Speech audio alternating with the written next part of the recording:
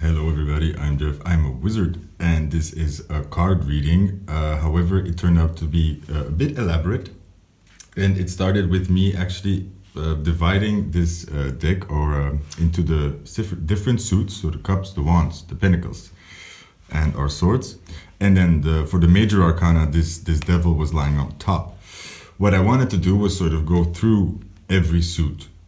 Just for myself actually, but it turned out then I ended up doing a reading with each of them. So I did a reading with only the cups, only the wands, only the pentacles, and only the major arcana. You understand? So I want you to ask yourself right now,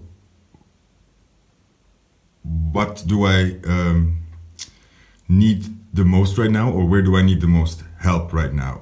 Is it in your emotions, with love, you could say? Is it with the passion or the fire, or your drive, ambition, maybe the wants? Is it with money or material stuff, or your body, the pentacles? Or do you need some help or guidance with the intellectual department, with ideas? Do you need a new idea? Do you need to understand something better? Choose the swords. If you want the wild card, if you have no idea what you want, then I suggest you choose our friend, the devil here, for the major arcana. Okay, so 1, 2, 3, 4, 5. This reading will be in two parts. So in the first part of the reading, I'll go over the suit from 1 to 10 in the major arcana, and then I'm going to do the reading. I suggest you watch both, because it's I feel like it kind of works, because you go through 1 to 10, the normal order or the normal story, and then you put the puzzle pieces back together in another way, and I think there could be something in there. But I'll put the different timestamps for the walkthrough or the tutorial part of the tarot and the reading part. Okay, I hope you enjoyed. It was pretty elaborate, but I think it's kind of good. So let me know what you think. Bye. Hello, group 1. Welcome. So you chose the emotions, our Ace of Cups. Okay, so what I will do first to start our manifestation party, to get us some nice love or nice care or other nice things, I'm going to just lay out a story here, because I really wanted to do that, and I think it's useful for anybody who likes tarot to understand the cards. Okay, so we have 1, 2, 3, 4, 5, 6, 7, 8, 9, 10. Okay, and then we have the court cards.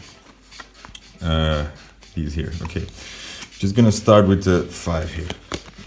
This is not the reading, this is just to get us into it, okay? To get our emotions, because the biggest part of understanding anything is, for manifesting anything is understanding it, okay? So, emotions. So what are we looking at? This is water. Sorry, I'm gonna try to get this zoom better. There we go. So this is our water, right? This is something new. This is you using that love, basically, because it's more to do with yourself. This is giving or receiving the love, okay? This is not yet a third party. Then now we're having the party. This is our 3 of Cups. This is the party card. Now with the 4 of Cups, we're kind of getting bored. Like, these 3 people are boring us now, and we're waiting for this new one, okay? It's like we did some shopping, we know what we want now, or we're undecisive something. Now we're sad. Because of the 3 cups that were spilled, that we lost. Now, we're learning lessons, okay? I'm just saying a story, like these are 100 ways of interpreting these. Now, our 6 here, this is like the memories. This is the happy times in the past. 7 is choice. Choosing. It's like, now we know the world, now we see all these things, now where do we pour our love in? Okay, this is like growing up. 8 is growing up some more. This is not the easy part. This is really having to consider your emotions and have to deal with them. Now we're satisfied, and now we're a happy family. Okay, then the court cards. our page, our knight, our queen, and our king. So this is so easy to see the difference between these 4 cards right now, right? You have this young guy who's sort of, he holds it in one hand, a bit cocky of himself, unexperienced. Then we have our knight who's basically this childish energy, but with some power behind it. Okay, so that's why it's usually more impulsive or more romantic, more grander, more forceful. Then we have the queen. She sits on the throne really looking at the cups. She's like all about the cups. And then we have this king who sits on the throne who's not looking at the cup. See the difference? Looking at the cup, not looking at the cup. All 4 are drunk. Okay, this is an alcohol problem. There. Good. Now what I'm gonna do is, because we just went over it, right? So you all have the story in your head too.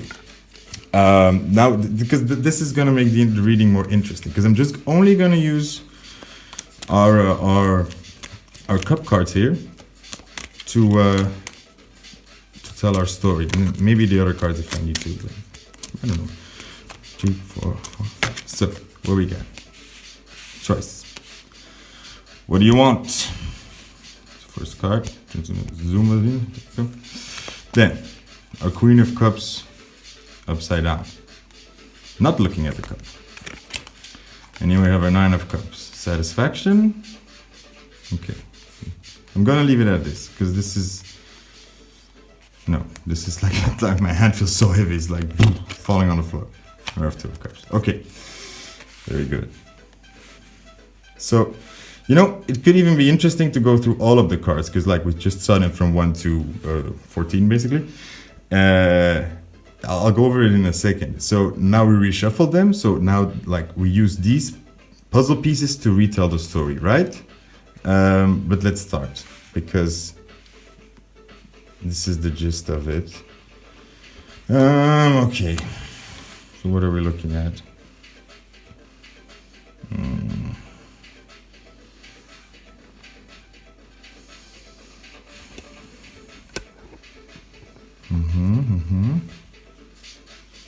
So I was just very focused on this light going out, the fire going out. You do not know. Okay, so you guys are a bit lost. You really don't, you're just not feeling it anymore. It's like these, the problem is not the choice. The problem is not that you don't really know what you want or that it's not available. The problem is that you're not feeling it. You're not feeling it because you are not listening to it. You're not listening to your emotions right now. That's why you're kind of blocked off from the satisfaction. It's so weird that it says, okay, it almost says 2 here, the same, these 2. Because it's 9, but it looks like it's almost a 2. So, but that's because that's a point. The 2 is, again, like I told in the beginning, this is love you give or receive, but it has to do with the, let's say that it's energy, it's money. Let's say that love is money. This is the transaction, sort of, not the other person. This is you giving money or you getting money in that way. Why did I compare it to money? Because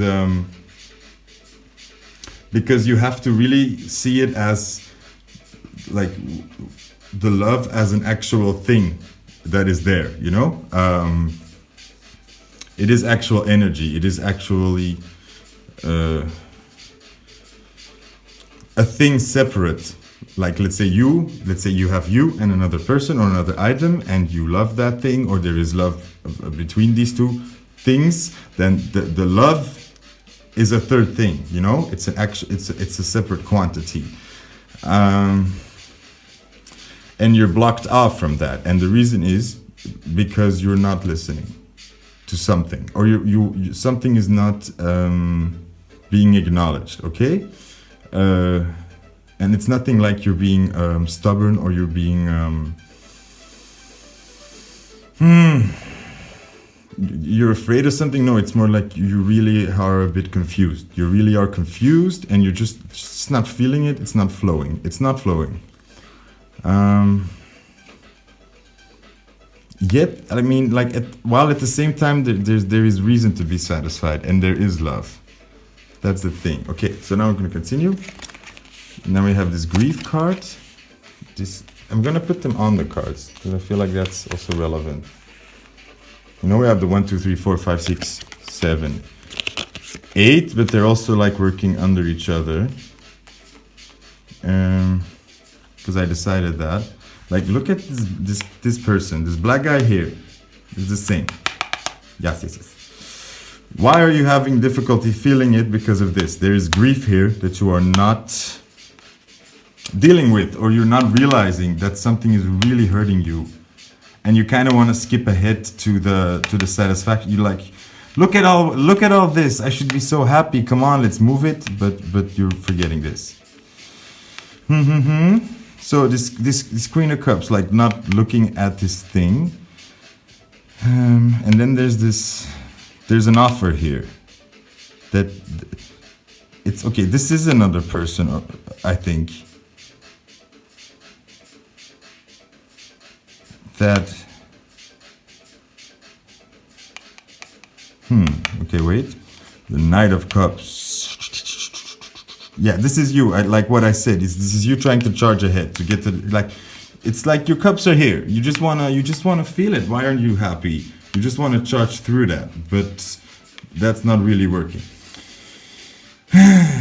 Like in this tool, like the love, like look at this. Like, this is two people, right?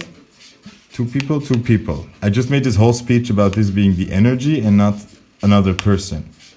And that's the same thing here. It has to do with your idea of this, of a relationship. It has to do with your idea of your concept of how this should work, of how a happy family, what that looks like. That idea is damaging you, okay? It's causing you a lot of pain while you should be in this sort of youthful energy and receiving love. There's love offered, you should be, but you're not seeing it. It's like somehow this idea you have is really blocking you from having the right perspective. And it is, or there's hurt there that you're not getting through, which is kind of giving you the wrong idea or the wrong perspective. And that is, I'm just gonna put this, whoa, no, drama. So the oil, what's that all about? Wait, I'm gonna put it back on, because I think that's what it wants to do. More fire, pyrotechnics. Where is the scissors? Hello. So, oh, this is like a shoelace. So this is like a really bad alternative for a wick that I came up with. And this is like weird fluid. It's like, it's supposed to be these colors, which is cool. So fire, thank you. So we got the fire back. That's good. That's good. And I feel like while I was telling you this story, that did spark something inside of you. I think you did feel a sort of jolt of almost excitement because, okay, you just got reassurance that actually, yes, there is a lot of reasons to be happy about, and that there is not an actual problem. There's nothing wrong. It is something, it's like you're not far at all. You are, you're processing something, and your perspective is going to change. Okay, it is changing. Oh, sorry, I was doing this. So, look, with this Three of Cups, this grief, whatever this is, this idea, it has to do with your connection to other people, being together, something in the past, something that happened to you, that really, really hurt you. And it's kind of still blocking you here somehow. Okay. So this love that is being offered, and then look, this guy walking away. It's like not looking at it, he's walking away from his emotions. Okay, 8 is normally looking at it, like thinking it over, or really reconsidering. This moon is looking at him. This full moon, it's like sad. It's like, because the full moon is your emotions and you're not looking at it. Okay, I think this page more here means that you are being maybe naive a bit in a way, or not holding on to something the way you should be holding on to it. Then we have this 4 under this Knight. I think this means that you're charging ahead, and you're charging past something that you shouldn't be. You're missing something. It's like you moved right past your treasure. You know what I mean? You're just moving too fast, and you're kind of missing it. This Ace of Cups, this just confirms for me the idea that it has to do with your idea of love, and it has to do with you, how you see. I think you're good at loving yourself, but when it comes to actual relationships, in the relationship, somehow your self-love changes. I think you lose something. When you go into a relationship, when you go into a commitment, you lose something. And that is wrong, but that is based on old ideas. But because you're still in that idea, when you actually accept love, or you want to go into a relationship, you have to sort of sacrifice, or you lose something, or you go into that reflex in a way, and that's wrong. And then we have our 6 and our King of Cups here. So guys, just confirming again, this is the past. Okay, these are the memories from the past. And this has to do with you being firm but steady in your emotions, like knowing what you want and standing your ground in that, your boundaries. Okay, so guys, the main message here is you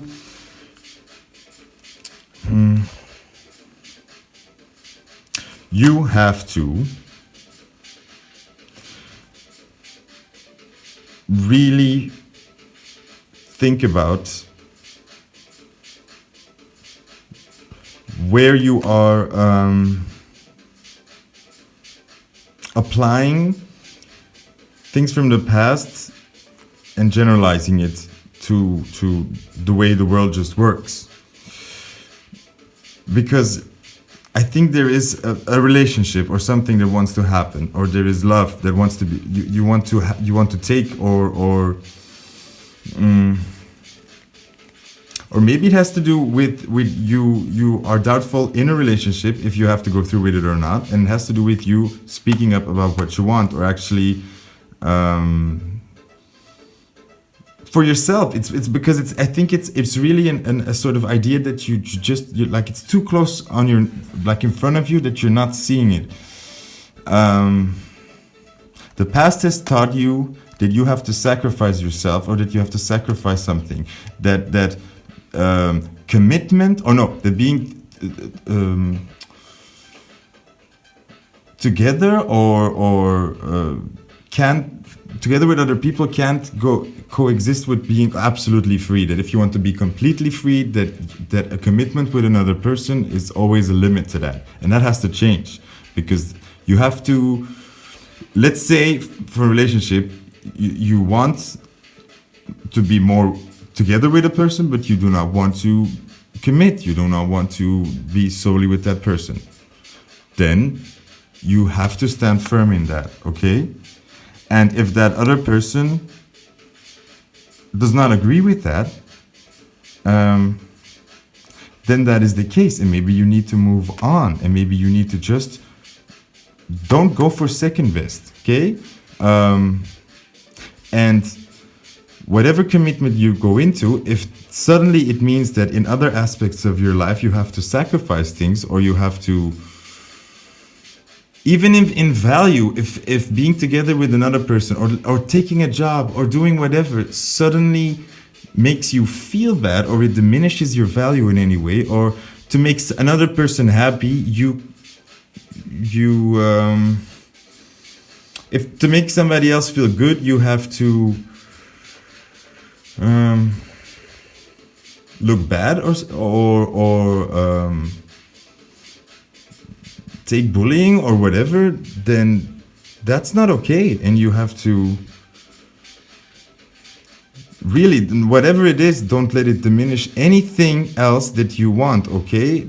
And just speak up about that, and you have to really stand up for that, okay? And know that you are completely free into that, and you're gonna get what you want. But if you go for second best, if you say, oh, well, if I want this or if I want this relationship, well, I guess I'm gonna have to sort of give up this and this because that's the way it works, or that's just how it works, then that's wrong, and that's causing you a lot of grief, and it's blocking you, okay? So you need to re-examine what it is that you want, or what it is that you no, you just have to say, what is it that I want? Plain and simple. I want to have that but not have this, period. Clear and simple, and then don't bend from that, okay? I'm gonna wait, 1, 2, 3, 4, 5, 6. Okay, I'm gonna just pull one card. This is to, yes, okay, so I draw this Fool card, right? And it was upside down. Yeah, it's kind of, don't be a fool. You're losing this lighthearted energy, okay? This is what you're missing, and you're losing it because something is restricting your freedom. It's like one commitment somewhere is restricting you actually feeling this free, and you need to address it. You need to say, actually, I'm not feeling good about this. It's not okay. And you have our Page of Cups upside down. Yeah, it's like, say, grow up a bit in this sense. Look, again, he's holding it in one hand, right? And sort of standing there all cocky. And especially, like, look what he's making of this. Like, this cup is like, wow, this is the best cup. This is the only cup. You need to become this king. And stop looking at the cup and look in front of you. I just heard this lyric that sort of was called, like, soldier, don't look down. There's no six-pack on the floor. Don't look up. No hoe's gonna pick you up or something. Basically. I'm so, like, I understand the message so well, and I hope I'm bringing it across, because I really, just one more card, just finish this up. Okay, this my favorite, it's my own made card, my Jorth card. This U-turn. This is the past again. Look, this is a confused raven that questions everything and keeps looking at these, like, painful threads. You need to kind of, like, detach from these pasts and fly away and stop making it so complicated. There is no formula. There's nothing you need to be doing differently, or there's nothing that you need to compromise. If something is not making you feel 100% at ease or perfect, then that is a problem, and you need to get it to 100%. If being together with somebody means that you kind of have to go to 99%, then that's not okay. You need to pack your CDs and leave, okay? Cut him out. Or the opposite. Start going for it. Commit 100% to loving that person, but do not commit on anything else. So if you say, like, look, I love you and I'm gonna love you, but I still want to have sex with other people, then that's what it is, okay? That's what you really want. That's the truth, and there's no point in compromising because it will never work, okay? So, group 1, be a king. He's not looking at the cup. Don't look at the cup. Drink from the cup. And then, like, look ahead and pretend not to be drunk. That's fun. Okay. Goodbye, group 1. I hope this helps. Leave a comment if I can help you out or something. If you didn't understand, because I really got it. So I hope that helps you manifest some love, or helps you enjoy the love that is being given to you, and you deserve to enjoy the love. And let me say something else. If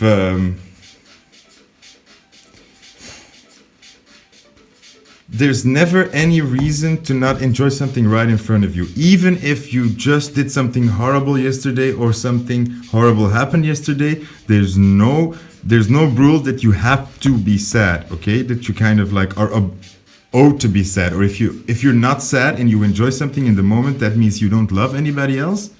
If anybody is making you feel guilty, cut them out. Or cut that behavior out. Okay?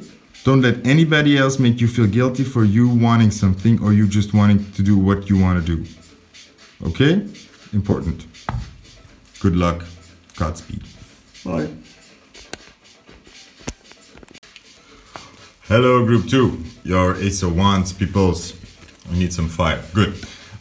In group 1, I found a way to do this and it's really fun. Okay, first we're going to go over the normal sequence of the wands. Okay, I'm just only going to use the wands for this reading and then maybe the Robin Wood. But the cool thing is we're going to go over the normal sequence and then I'm going to shuffle them and then we're going to get a new sequence and that's going to tell our story or give us what we need. Okay, so let's go over it. Our Ace, our Ace of Wands. So, out of nowhere, a penis. Always nice. Then the Two of Wands is taking that penis and going for it. It's like, oh my god, you know what? I'm gonna run with this. Three of Wands is planning. It's good. It's like you went a little bit with this passion, because that's how passion works. You know, it's like it's a bit hasty, and now you're kind of looking further ahead. It's like, okay, I walked a little bit. How heavy is this stake? Do I really want to do this? Now we celebrate because we kind of got a plan and we married. Okay, like this was like we married our penis. The 5 is arguments. Okay, so in every marriage there is some strife, some arguments. This is usually like you know, they have the 5 of Swords, which is more of a defeat or I would say harsh words, and this is really like combat or strife. You know what I mean? It is more physical, or it's more like arguments over and over again. Let's say like 5 of Swords is one big argument, or some harsh words were said, and this is just like constant arguments, constant bickering, being bullied. 6 of Swords is you killing everybody here and being all like jazzed about it. Because you killed all these people, other people are angry, and this is sort of you having to defend yourself. 7 of Wands is it's like it's not like the 5 of Wands where it's combat. This is more of you're holding your ground, or you have a lot of competition, or you have a lot of opposition. Oh, sorry. Then the 8 of Wands, fast movement, or a lot of anxiety, you could say, and always like I find it important that one stick is shorter. It's like, because this could mean also to me, it's like you know, having to push to get as far as the other ones, or like not feel afraid you're not making it, you know. But it's like in the air. It's fast movement. 9 of Wands. It's you're getting tired. Okay, this is holding on. This is you're almost there, but you're a bit done with it. Reversed, it often it could mean being not putting in the effort, being a player, stuff like that. Then the 10 of Wands, burdens, being overburdened, having to carry all these sticks alone, or just having a lot of having a lot of work.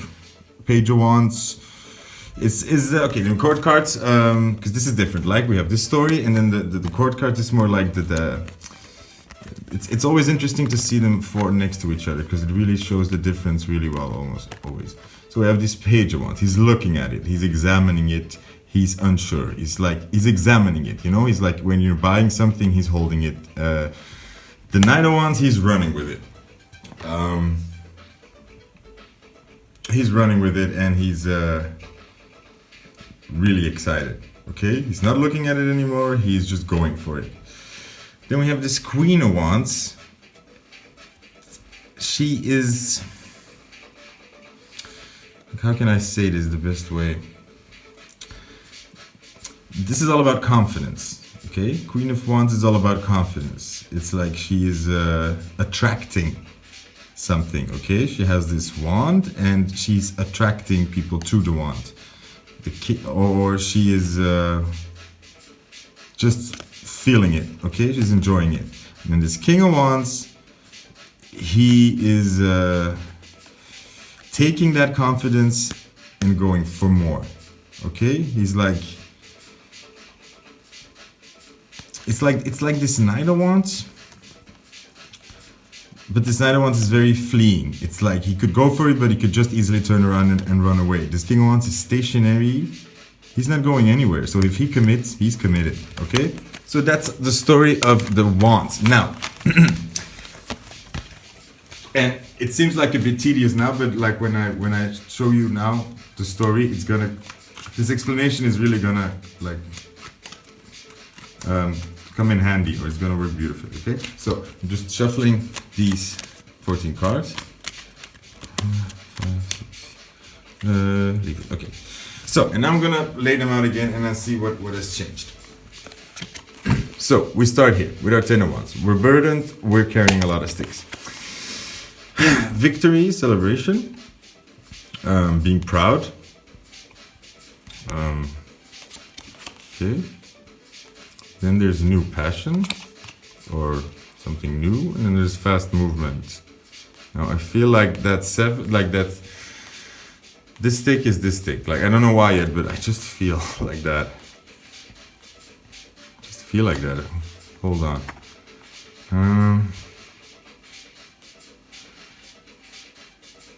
Okay. Wait. I'm gonna do it like this. 5. I'm gonna do 5.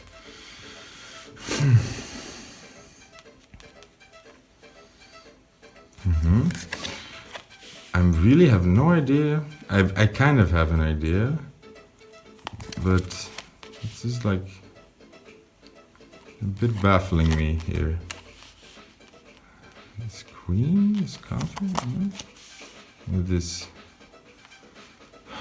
2 and this 5. What is this about?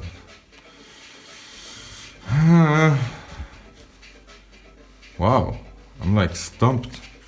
Like before, the previous story was just like rolling off, and I'm like blocking. I see. Well, I think first of all I'm gonna put our flame back, because it's for the Wands reading we really do need the fire. So just gonna restore this, so to stall me some time so I can think of what these cards mean. Now I keep thinking it's all the same wand that we're seeing. So the guy that's holding here, this wand, this ace, the one that's too short here, the one that's he holding, the one he's looking out on, it's the same wand. It's the same wand. So this is about a passion. This is about a passion of yours. Your passion, your dream. This is about your dream. This is about your dream.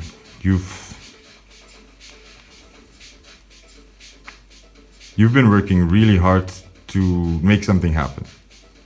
Yeah, you've been working really hard to make something happen, and I feel like there was success, there was victory. However, not in your dream. Like, let's say this. Okay, forget that this is the same one part for a second. You've been working really hard. You've been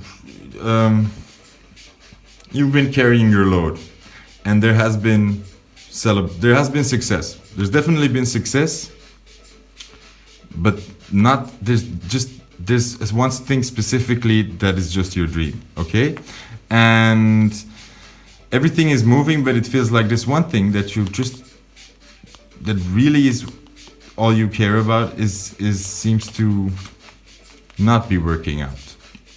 It seems to not be working out. It's weird, because now I feel like there's just sad energy with this King of Wands. It feels like almost he's sort of and he's not moving.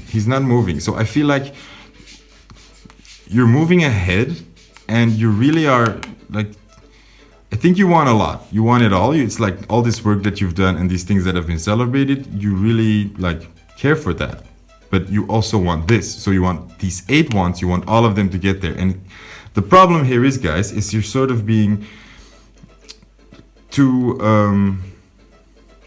stuck in your ways. It's like you're saying like, if I can't have this, then I don't want anything, or you're kind of too set in the way that it has to come to you, or it's like while this one stick is not here, it's kind of like you are ignoring everything else.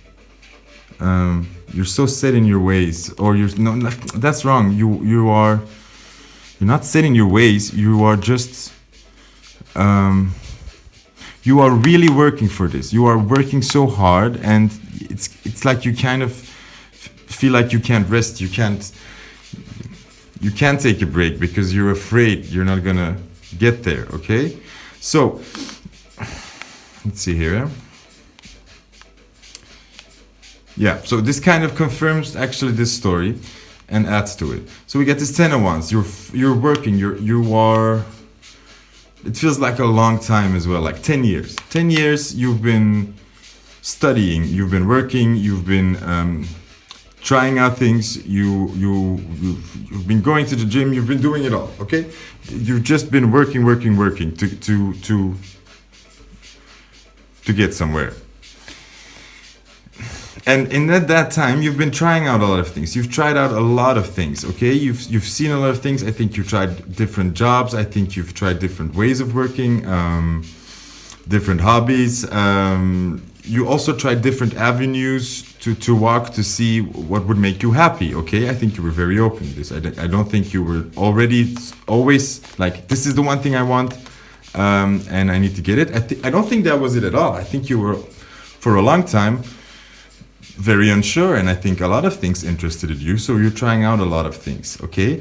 Now, when you reached success, or when you reached a certain stage, you started looking out more into the future. Let's say that you finished the study and you got that degree, and now you have to plan ahead, okay? And in that planning ahead, for you, suddenly I think some things fell into place, and you kind of got this one stick became really important. It's like you somehow finished some things, and it put you in a position where you have to look into the future again, or it put you in a position where you can actually see ahead. Like, let's say this guy you walked up the mountain, and finally you can see the horizon. So finally you can see the terrain, and it became clear to you that there's this one thing that you want, okay? And now this Queen of Wands is telling me that in this you are very confident. It's or there's so much passion here, and everything for this one thing for you just aligns. It's like that flower, that cat, that passion. It's just your happiness, and it's also like it feels like you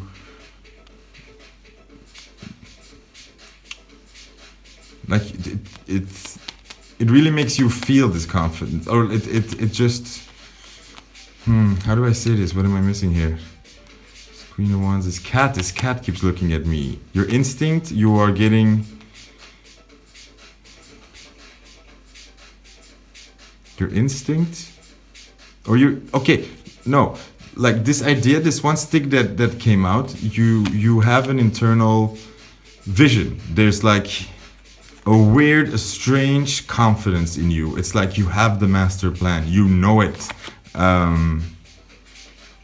And this strange confidence actually is also pushing you to like be the stubborn king, because it's so clear to you that like yeah, these are beautiful things that I've achieved, but this is my dream. This is what I want, and everything is telling me that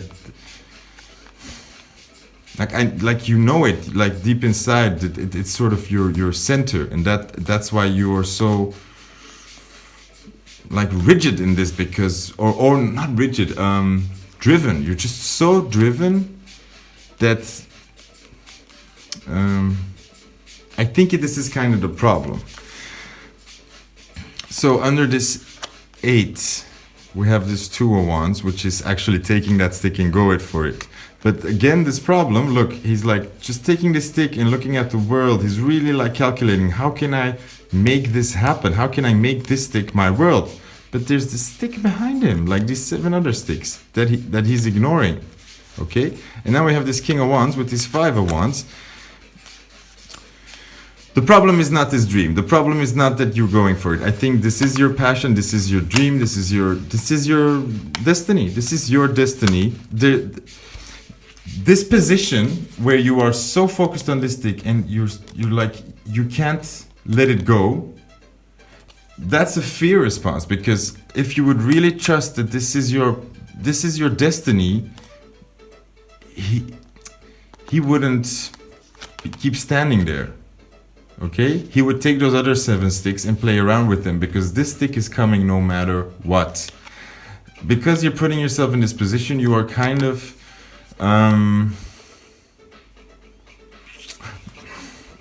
not fighting with other people. It's more like you keep having to you feel like you have to keep fighting for this, or like you have to for you it feels like to honor this passion you have, you really have to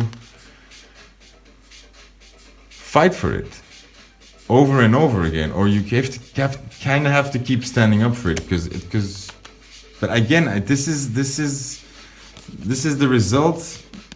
I think this is based.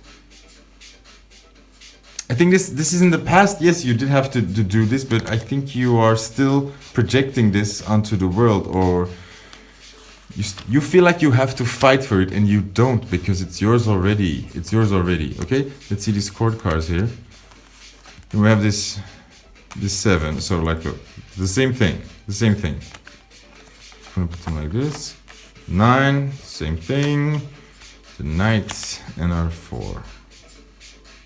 Knight or 4. I want to put them a bit differently, because this really, like, the 7 is standing your ground, but this is how you feel like it is, and that's not the way it is at all. This is 9, but you are tired. Okay, I think you are exhausted. You are exhausted, man, because you are not allowing yourself any rest. Look, like this, like you have this, these are all standing and you're just holding this one stick so freaking tightly. And it's like you can't sleep. It's like you're so tired, but you can't sleep, because you're so afraid that stick is gonna fall over, or something's gonna happen. It's sort of this impulsiveness. But no. This 4 and this... Now this 4 of Wands is baffling me a bit at the end. Look, I'm gonna put them a bit neater, because I think I'm missing something here. I'm gonna put them back under each other. Comme ça. Okay, and then fill in the gaps. So, I'm gonna put them in series the way the cards wanted to come out. So we have, out of this scenario, the 7. Okay, so guys, you had the success. You looked at the future, and you decided, like, hold on, this direction that this is kind of going is not the direction that's in this. Ergo, so you had to this was kind of important. You did have to kind of say no, like stand on that hill and say, look, no, I'm not going there, I'm going there. I'm doing it my way. And this is what I want. And you really had to be strong in that, because that was not an evident thing at all. Yeah.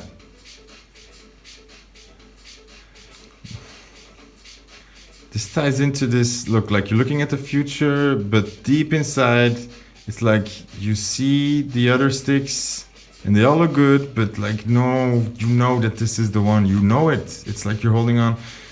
This is almost like a passionate holding on. It's like you just sort of, you feel it, you know it. It's like this is your favorite wand ever. You're never ever gonna let it go ever again. It's like, but oh man, it's like almost, I think you realized it in this late point, which made you panic, because suddenly you're so far and suddenly you're like, oh no, like I'm already so far, and I really want this stick. I really want this stick. Then we have this queen and our 2. Yeah, good. Like this is a really good card here. Look, this is your drive. This is your heart. This is you knowing it. Like your instincts, your heart is telling you, and you want the world. You want to conquer the world with this stick. This is your drive. This is just, you are a knight. You are that knight, okay? Like this, because for that stick, you would fight. No matter how big your opponent is, you would still fight for it. That's the feeling you have. Look, and this is 4 of Wands, which is celebration. I feel like we did say it. 11.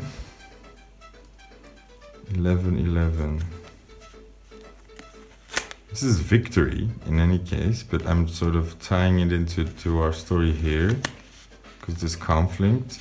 This 5 of Wands could also mean you are you overcame that.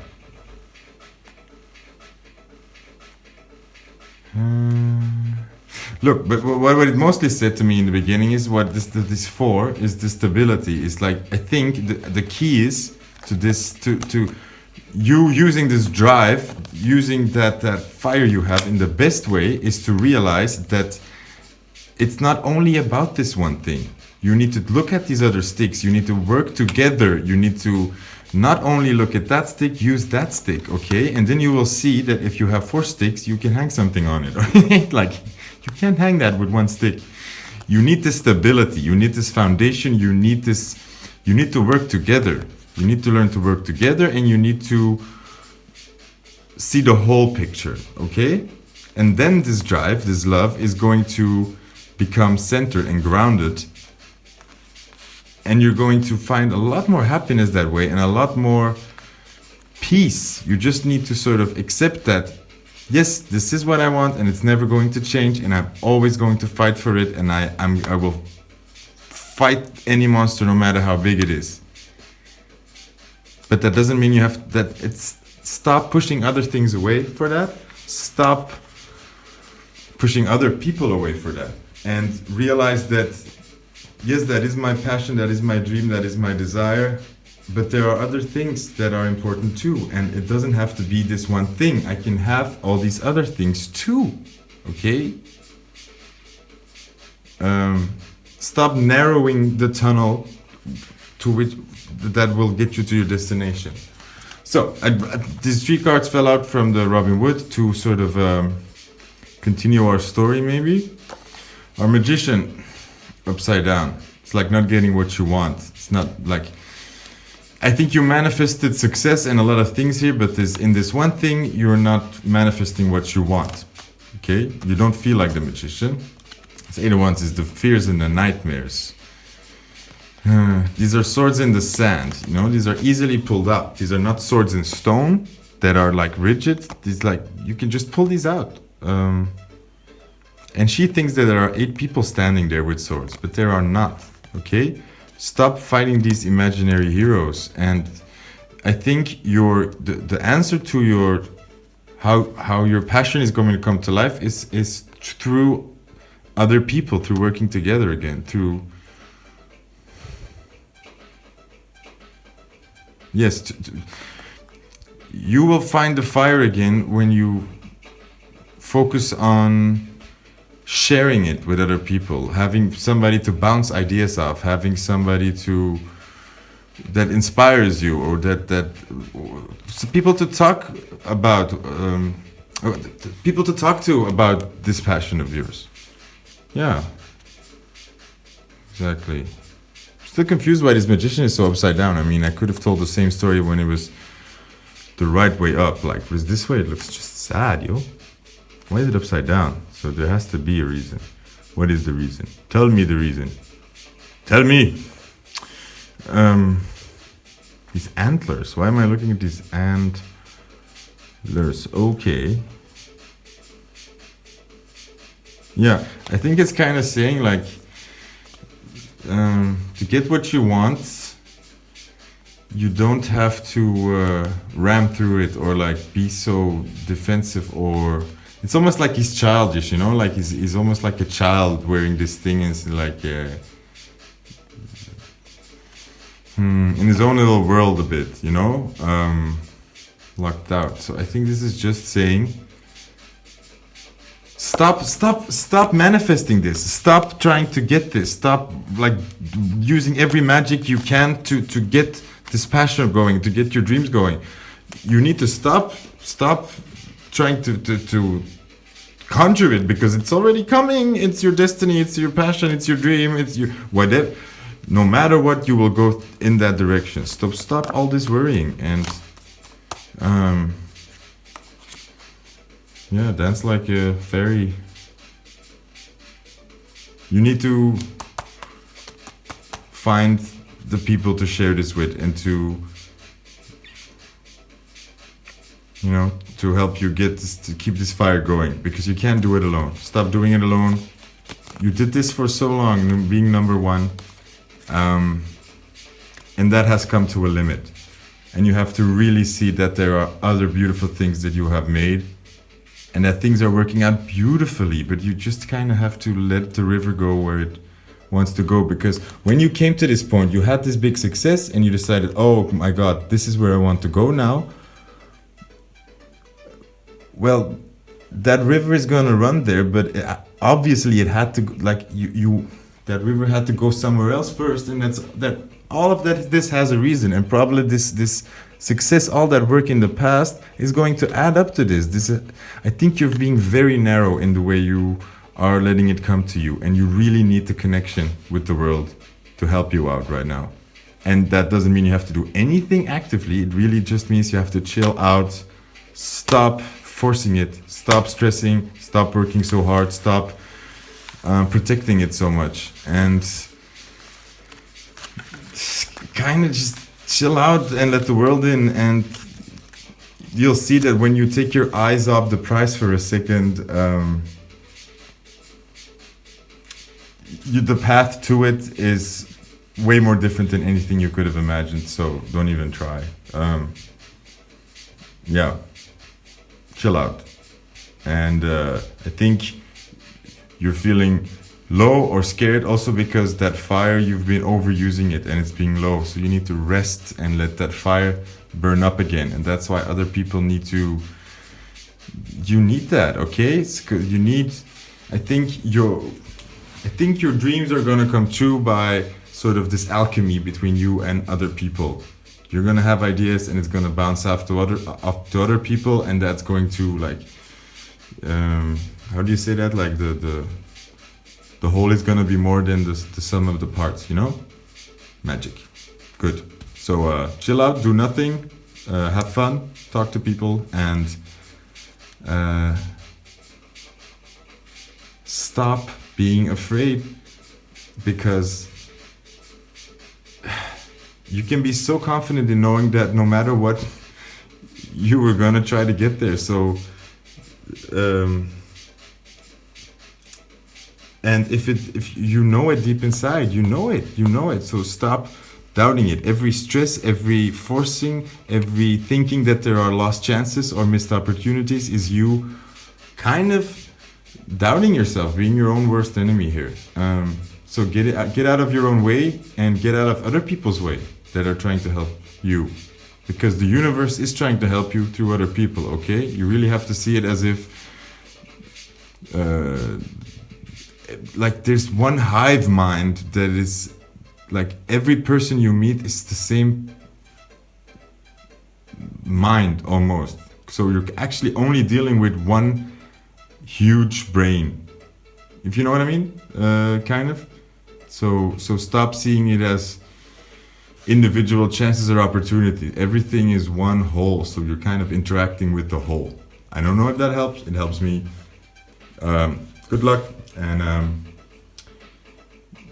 and relax. Yeah. See you guys. Bye.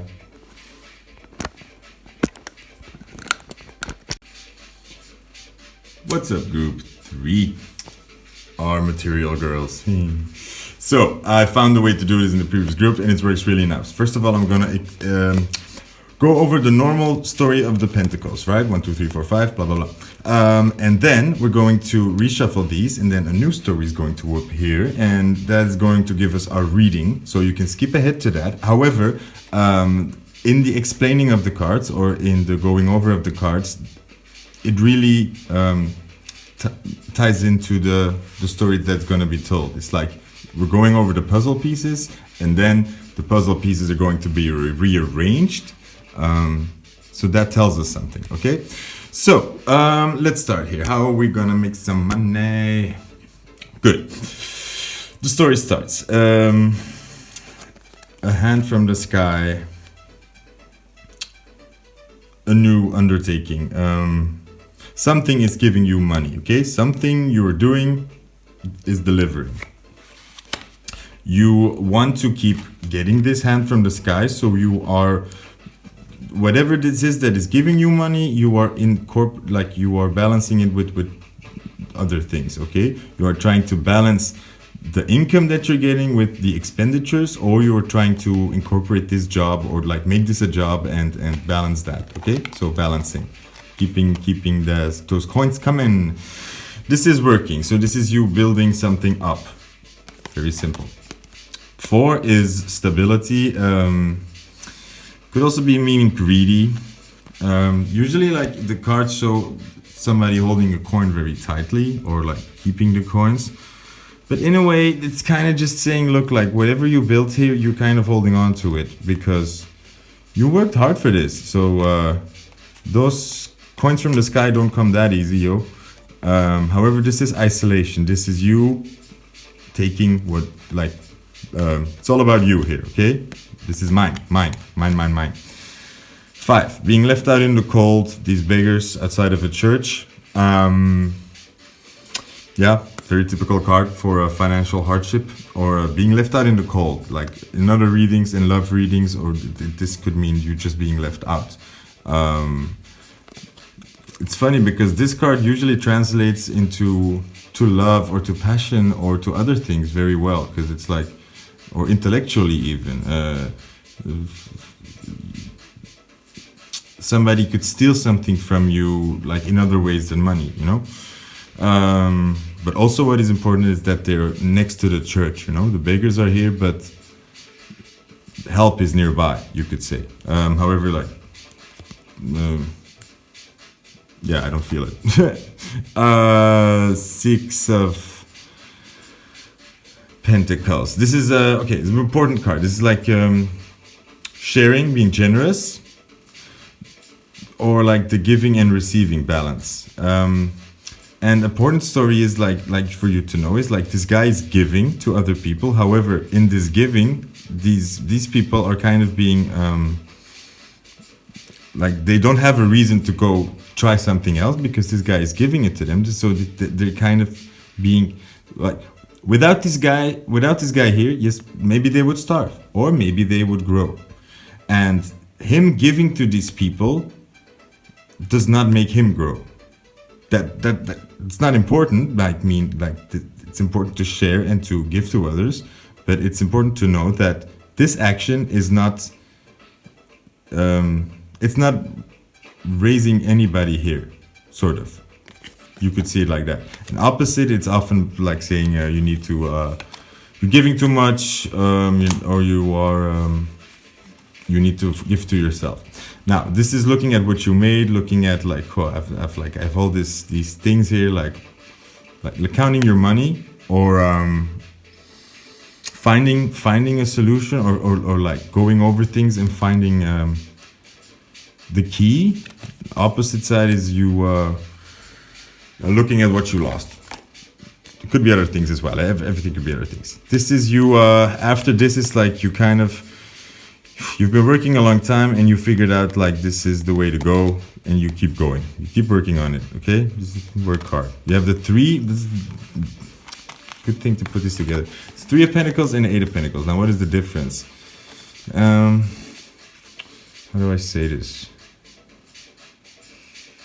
The 3 is really you establishing something. It's like you are like you're starting a business and you're kind of like beginning the business. It's like opening it up to the world, okay? And the 8 is like, this was a success. You're opening more of these businesses. This is the more of the grind, but also the 8 is the loop. So you're coming back around and you're deciding to keep building on this.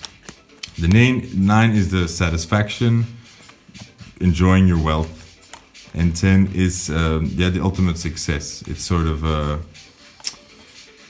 like this is you enjoying your wealth, and this is the world enjoying your wealth, or like this is more the satisfaction sense, and this is the more of the ultimate success, the dream. Now we have our court cards here, and it's always cool to hold them next to each other because that tells it really well. We have this page. He's excited. He's really holding it with both hands, looking at it.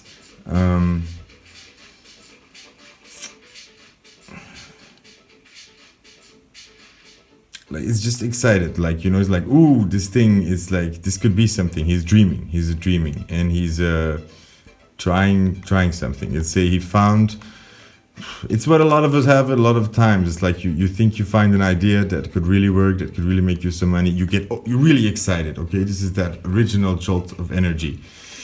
Then this 9 of Pentacles is you're not only dreaming about it or like getting all these butterflies. It's you're just going for it. It's like you're saying, you know what, I'm just gonna try this. You're actually doing it, okay? This is more putting in the first ideas, the first steps, making the plans, dreaming about it. This is actually going for it. Now the Queen of Pentacles is, whatever this big dream is you need a foundation. You need the basics, and you need basic care, and you need whatever business you have, you need to keep it going. You know, you need steady income, you need everything being taken care of, administration, everything looking nice, all these small little things that are important. Upkeep. That's the Queen of Pentacles, foundations. And then the King of Pentacles, well, he's like a CEO of the company, basically. He has his eyes closed. She's really looking at it. She's taking care of that Pentacles. He's just he's ruling with his eyes closed. Wow, it's a really nice card. Damn it. Good. So that was the story of our Pentacles like this. I'm gonna show them 1, 2, 3, 4, 5, 6, 7, 10, 11, 12, 13, 14, 15, 17, 18. Okay, 18. Let's pull them out. Okay, I don't know, like I did it different times, different ways the last group, so I'm just gonna see. Let's start. We are CEO here. Pretty confident. It's like it's like the opposite story here. It's like we start with the ending and then we get the beginning. We start with the ending and then we get the beginning. How weird is that? Okay. And we get our page. Look, that's the same guy for sure.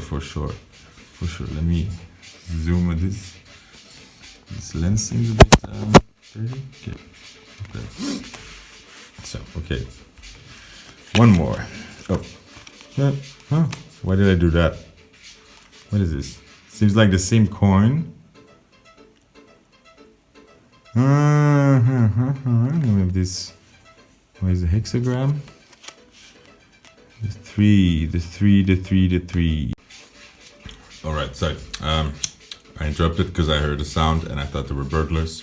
So I took my bigger samurai sword and I took a look around. Nobody was there. But I'm just nervous because I'm not used to all the sounds here. It's weird because I'm normally never afraid of burglars or anything like that. You know, it's just like I'm so uneasy sometimes. It's just nervousness, I guess. I hope. Gosh. We'll see. I'm keeping the sword's neck close to me. So, good luck, thieves. Good. So, I'm gonna continue the story because I think I know what's going on here. But I just want to be sure, I just want to be sure. What we got? Let's see. Okay, it's telling me that these are not linked. This is story 1, 2, 3, 4, 5, 6, 7, 8. Okay, so the cards above and below are not a part of, like, are not linking. Good.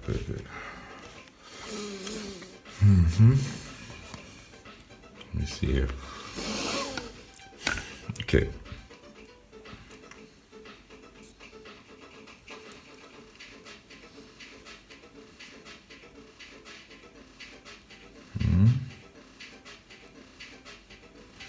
Okay. I'll put it like this. That makes more sense. Okay.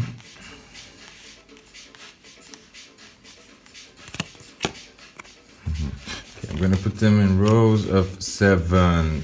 Sorry, this is taking a while, but the sequence that they're in now is really important, and I'm just so baffled by this beginning. It's like the end and the beginning are so close.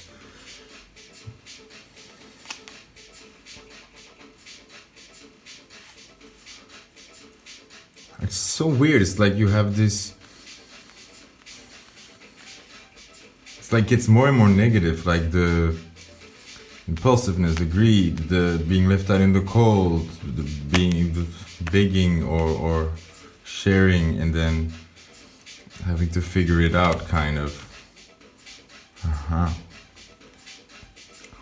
So I'm just gonna start telling because I feel like it's gonna come that way. So what I see in here is a sort of authoritative figure. Somebody above you or look, somebody is holding this pentacle, and whatever this could be a parent or a boss you had or a friend who had a lot of things. They were really this king of pentacles. They had it. They had all this luxury. They just, money was not a problem. But that was, it's like you were next to this person, but it's not yours. Okay? This hand in the sky for me is telling me that it's like far, it's like out of reach. It's like it's close, you see it, but it's out of reach, and you have this person here or this influence next to you who kind of has it all, but you don't. So that was sort of close to you, and you had. It's like you were next to this King of Pentacles, and you were only this Page of Pentacles. Okay, this guy has it all. He has one thing, and he really is trying to. Is really wants to make something out of it. You want this too, okay? Like for some of you maybe, or like partially, I'm really seeing is there's a bit of a an asshole here, a bit of like not looking at you. It's like enjoying all this, being in this in all this pentacle energy, but not looking at you, okay? It's like they're showing you the coin, but not giving it to you. So you had to work really hard for this coin. You had to work really hard. Like it was almost, this person almost made it a job to make sure that you knew how hard it is to make money. Like you were not going to have an easy time. They made sure of that almost, it feels like. Or they did not give you almost any support with this, or like any help, any of this energy they had, they did not share. Almost deliberately, like it feels very greedy here. It feels, but like not greedy, but more the eyes are closed, just not looking, just not seeing it, just not looking, being a bit in their own world. This balancing card here, this greed card, it's kind of important. It's like you balancing these two worlds. It's like you trying to keep the harmony between these characters while there's this discrepancy. You had to juggle, you had to work a lot, you had to work hard. That's what I'm seeing. You had to work hard, and you really did. You worked really hard. You went for it. You didn't just take a job. You didn't just go for the quick pentacle. You decided to build an entire cathedral, you know, and you're doing the long con. You're doing you're not going for the quick rewards. You want rewards, but you have a big plan. You really are ambitious, okay?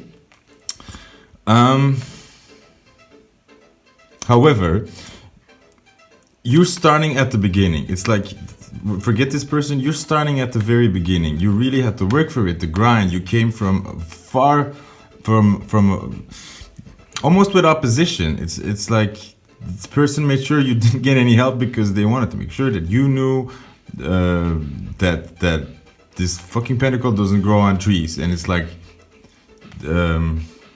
it's almost like that lesson became a curse to you, or it became it haunts you. That's the problem. Something here haunts you. However, so you started working, you started building your cathedral, but along the way, you had to learn in the hard way that to play this long game, you really are going to have to take care of these fundamentals. For the basic care, you need to take care of yourself first before you can work. If you're going to finish this entire cathedral, if you're going to do all that work, you need to make sure that you stay alive and that you stay healthy and that you stay strong. So you can put in the work.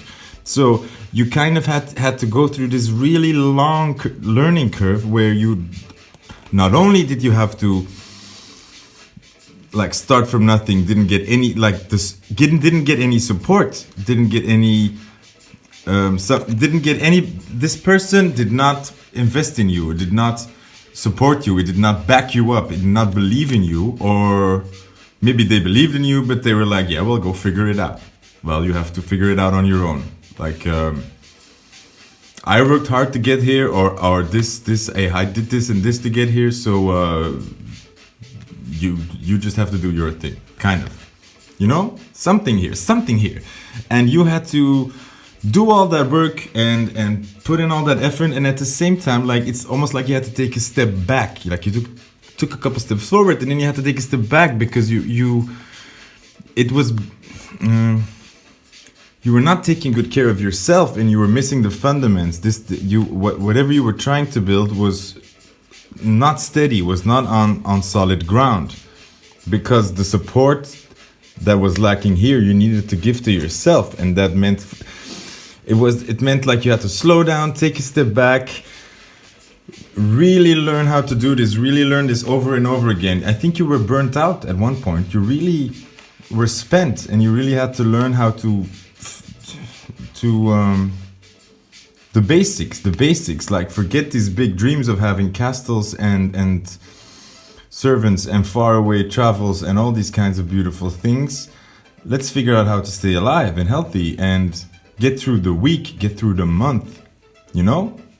So there were a couple steps back, and this beautiful cathedral you were building, the vision is still there, the plan is still there. However, like it's, you know, like you're not always like standing on this beautiful cathedral with people looking at it and admiring it. No, a lot of the times you're in your atelier or your workshop, and you are working on these little stones over and over again, like day in after day in, or you're even working at other things that don't even have anything to do with this church, but you need to do this to keep everything going, all right? These like the grind,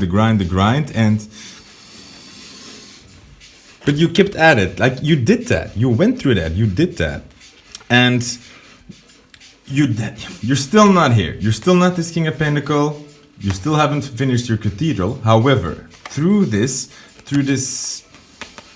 it's like you found a level of wellness or well-being that's so important that it's bringing you something. It's without being the rich guy or without being the CEO of the company or a famous star. You did learn something that it's making your life a lot more pleasant. In small, like, it's like you learn to appreciate the small things, and you learn to appreciate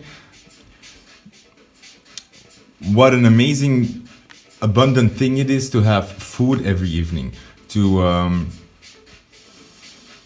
have a good night's rest, to relax, to be able to.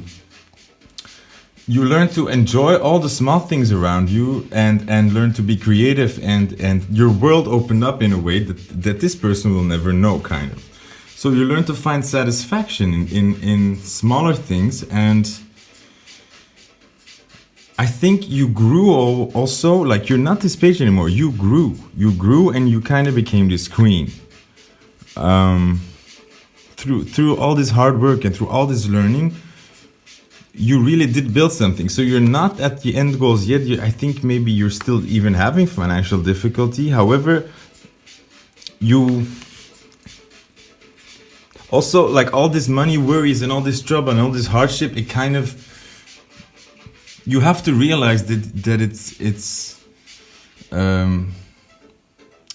money doesn't rule you anymore, okay? You despite all these worries, despite not getting where you want, or despite it being so difficult or so a hard road,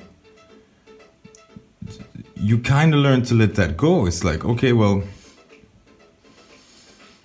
it is what it is, and it doesn't. This guy is determined by this pentacle, all right?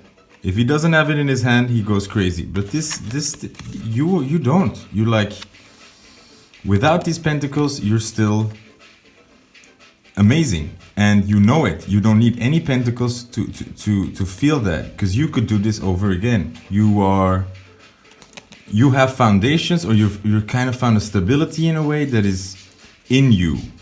It's not visible around you yet. It's not, like, per se manifesting itself, but inside of you there is your personal, your value, your worth. It's undetermined by the pentacles. Okay. Now it has to do with the relationship with the world. Like I said, something happened here. Something in your parents, in your history, in the story. I feel there was abuse. There was abuse with finances. Somebody held this over your head, or didn't give you, and you kind of always had to struggle. It's like you were born in the struggle, and you were born, you came from behind, while standing next to people who are coming from ahead, almost. Something like this. I gonna keep it at that. However, what this was, you are working, growing, and like finding this new sense of self and this new world, and finding you're growing so much. However, the problem is, why is this not manifesting outside, or why is money still so difficult for you guys? Is because your relationship with people, with money, or with power is, there's a problem there.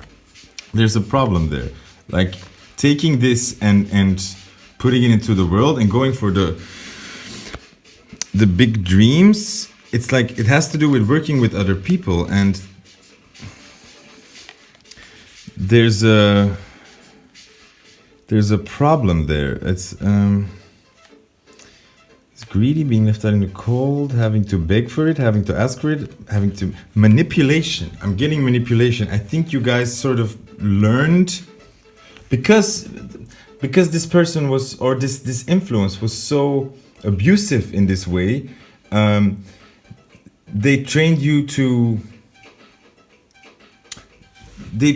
kind of to stay in this beggar mode, because that's the way you learned how to get things. It's not that obvious, but it is kind of a victim mentality that you learn to use to get this love, to get this care, because that's what it's about. It's not about being rich or about being spoiled. It's about being taken care of, receiving, and that's where your problem is. You have no problem receiving from yourself or from the universe. I think you kind of are finding a harmony with the world where you are getting what you want and you're getting your basic needs met, and you're kind of doing that yourself, and in that way you are finding a lot of power. You're standing on your own. You can take care of yourself, okay? I don't need a man to make anything happen. This has been your defense against this authoritative person that was abusive, okay? You learn to say, fuck you and your pentacles, I got a bird, I'm cool without you, okay?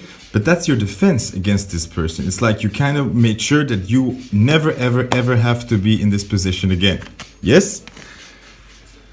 But you are kind of, you're pushing something bad away, and you're pushing also something good away, and that's not intentional, but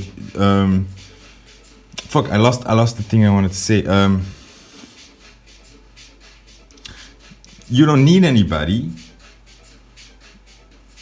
but that's been your focus so hard that you don't need anybody, that you're kind of also pushing people away that are wait, damn it, I had it here so hard and I lost it.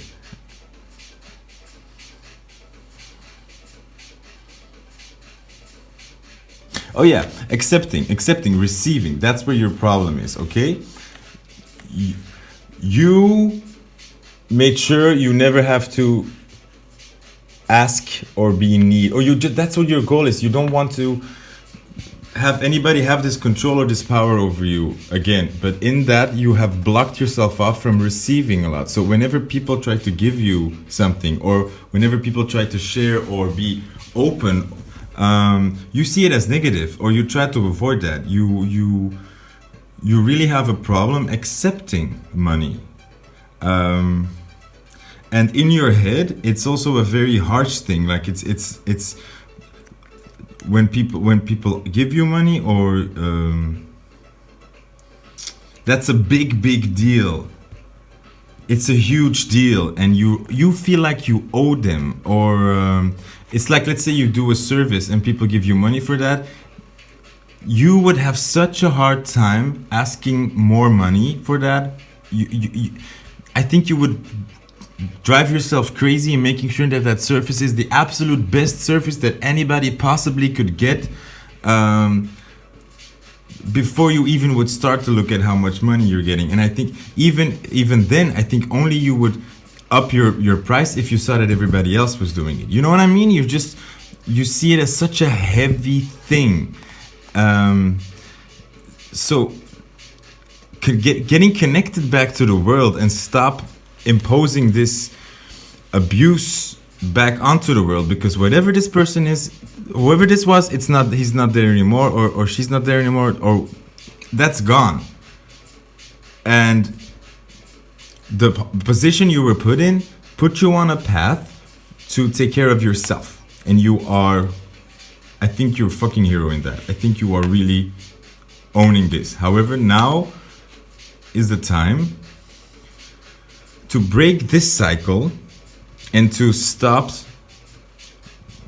imposing this image on the rest of the world. Not everybody is like this. Not everybody is abusive. Not everybody makes money into such a problem. Not everybody is so obsessive about money. Not everybody cares about money that much, okay? People sometimes actually really just want to give you. Giving presents, sharing, or wanting to make sure that somebody has money is a form of giving love. So when somebody gives you gifts or wants to be very generous, that's a form of affection and love, and you need to start seeing it as that and as good without any strings attached. Or you will keep getting this. You will keep going to relationships where people give you things, but there's a deeper intention of getting something back. Or like, I'm going to give this to you, but then I kind of also expect something from you. So then you'll keep getting into the situation, and you need to free yourself and see that most of the world is actually not like this. This is a minority, but that's not in your world. That's not the case. That's not the case, because you've been really reliving this scenario over and over again. And your problem is you also see it. It's like you want to think, there are people who just like to give money and it's no big deal and they're super chill about it, and they would never bring it up later or hold it over your head. But when it happens, you don't feel that. You get angry. I think you get really angry. It's like, it's almost like rape. It's like whoever had this control over you, they made you grovel and beg and crawl, and they made you feel guilty and ashamed, and that haunts you. But you have to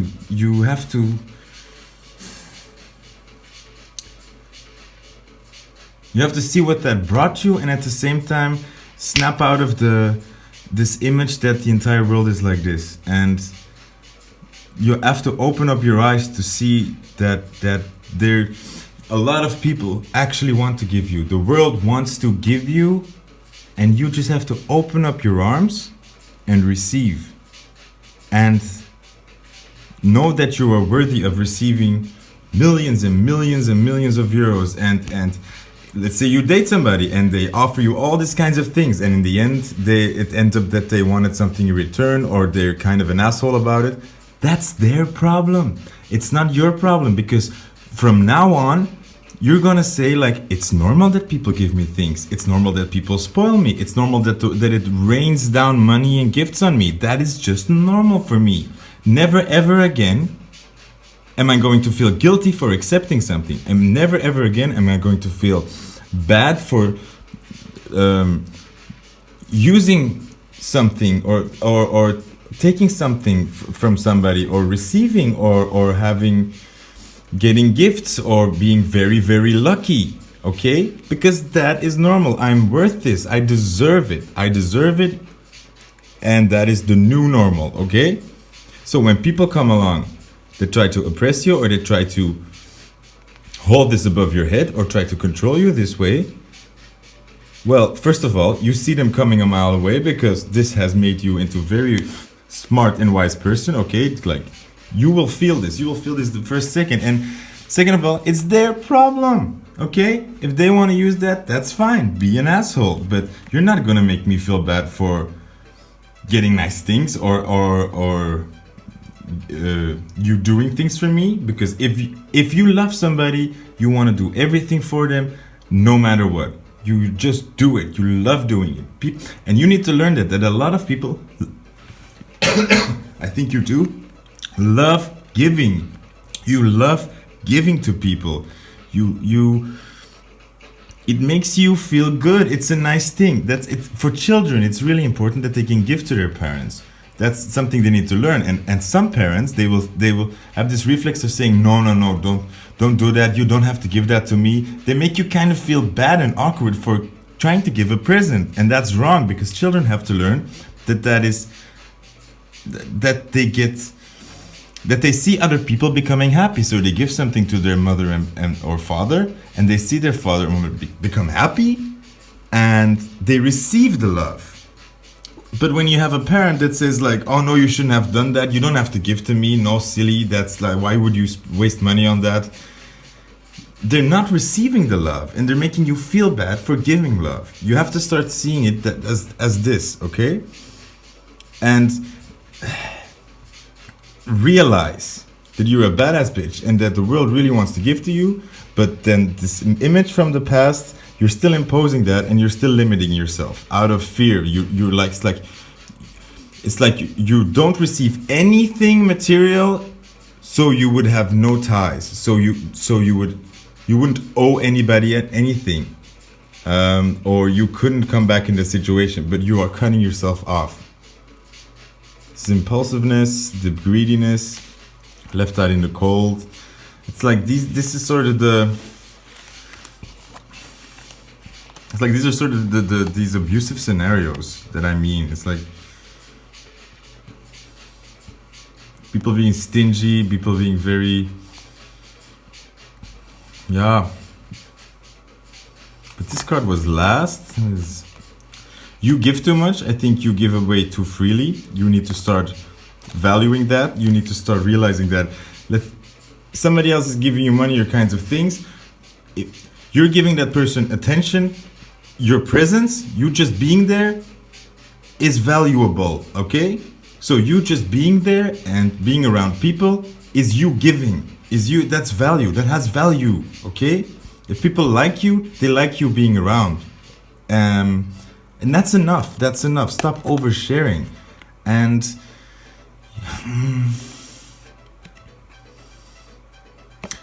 yeah, it ties into this. Look what you have made. Realize where you come from. Realize what you've learned. Things are not manifesting in the world yet, but inside of you, things are so fucking right. So you have the ability to become bigger and have a richer life than this person ever will have. And you need to kind of relax your tight grip and realize how much you've made and how the world is changing, okay? You're not this page anymore, locked out. You're this queen. You know you're this valuable. You know you're supposed to be in that garden. It's like you just attract it. You're gonna attract it now. Just let it go and see how much you've gained already. See how rich your life has become. See how being behind, how having this being so difficult, that has given you treasures that I think you're starting to realize it, but not even. And I think this haunts you still a bit. And I think it's more of it's really an idea. It's an idea, and it's not a circumstance. It's nothing you have to do. It's nothing you have to improve. It's nothing you're doing wrong. If anything, you need to chillax and just realize how amazing you are. And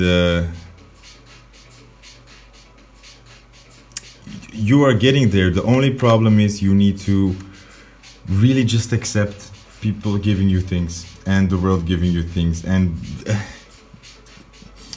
just stop making it such a big deal. Stop making every two euros or $2 into a huge deal, because it's not anymore for you. It's not. Money's not a problem. Money is never a problem.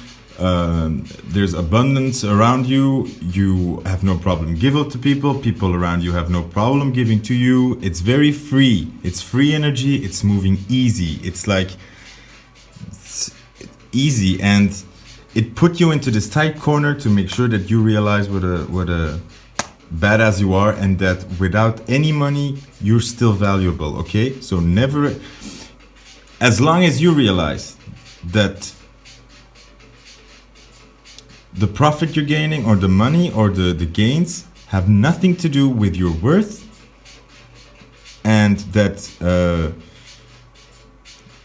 it's love, and that it's normal that it comes to you without any attachments. If you kind of can get into that idea more and more, baby, the world's your oyster, okay? And you're gonna be an emperor with his eyes open, and you're gonna be an example.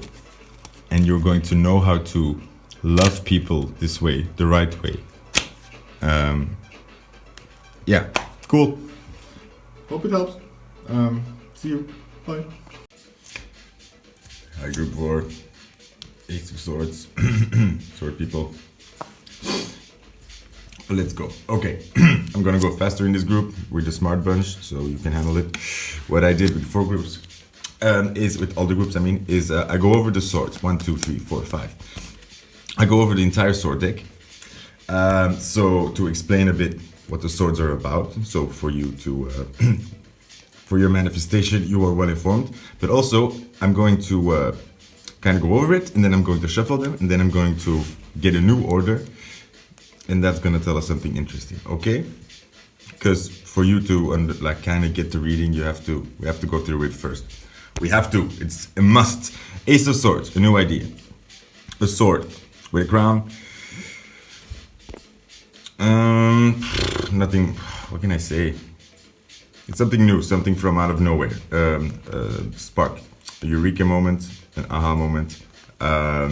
New. Making a decision. She's blindfolded. That's always very important. She has to make this decision based on her knowledge. Kind of. That's kind of what this card is about. A crossroads could be, but usually it's about making a decision. You're not making a decision. Not in another deck, it's the scissors. Three of Swords, famous card, heartache. 3 swords through your heart, that hurts. People don't forget that. 4 of Swords, this is because you're dead now. You're resting. So these 3 swords are on the wall. You're in sleepy mode. Interesting is this 4th sword that is sort of under there, suggesting that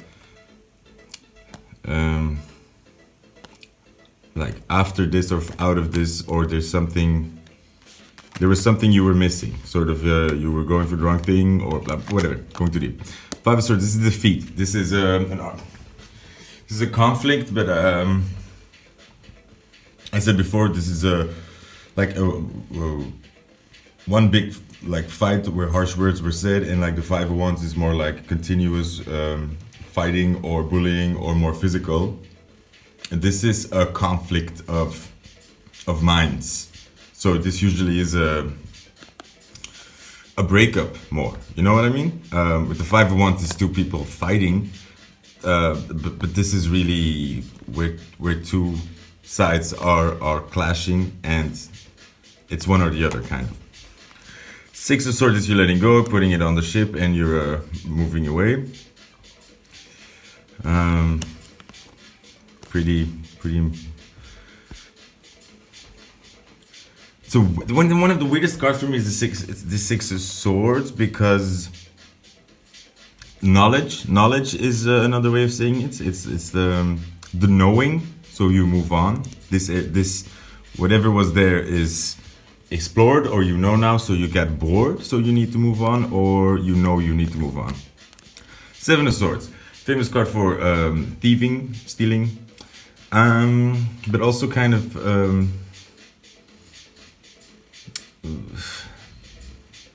leaving a bad place and being strategic in how you exit something, or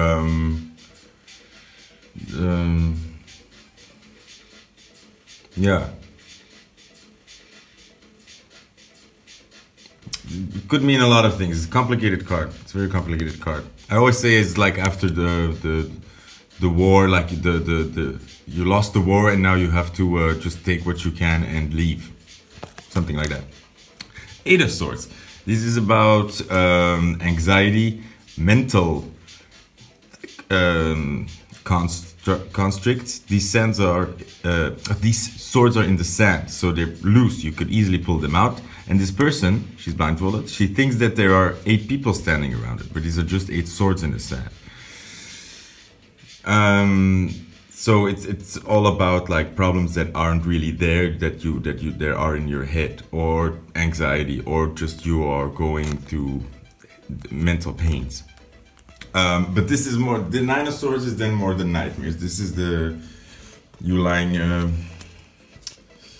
This is the 8 is more you worrying about things, or you are seeing problems, or you are acting according to problems that actually aren't there, or you are assuming that something is gonna be a problem, so you're already acting accordingly. You know what I mean? So you usually aren't that aware of this, but this is something that is keeping you up at night. You're very aware of what the problem is. You're very aware of where it hurts, and it's just torturing you, or it's haunting you, or you can't sleep. You keep fussing about it. And then the 10 of Swords is, it's over. The beast is dead. It's like, yeah, you either got over something, you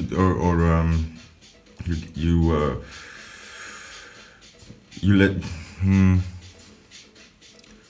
trying to think like the easiest way to say is like the beast is dead. It's over. It's not suffering anymore. You know, or it's the end of agony. You are not feeling any pain anymore here. Okay, so or whatever sorts people throw at this, that doesn't make any more difference.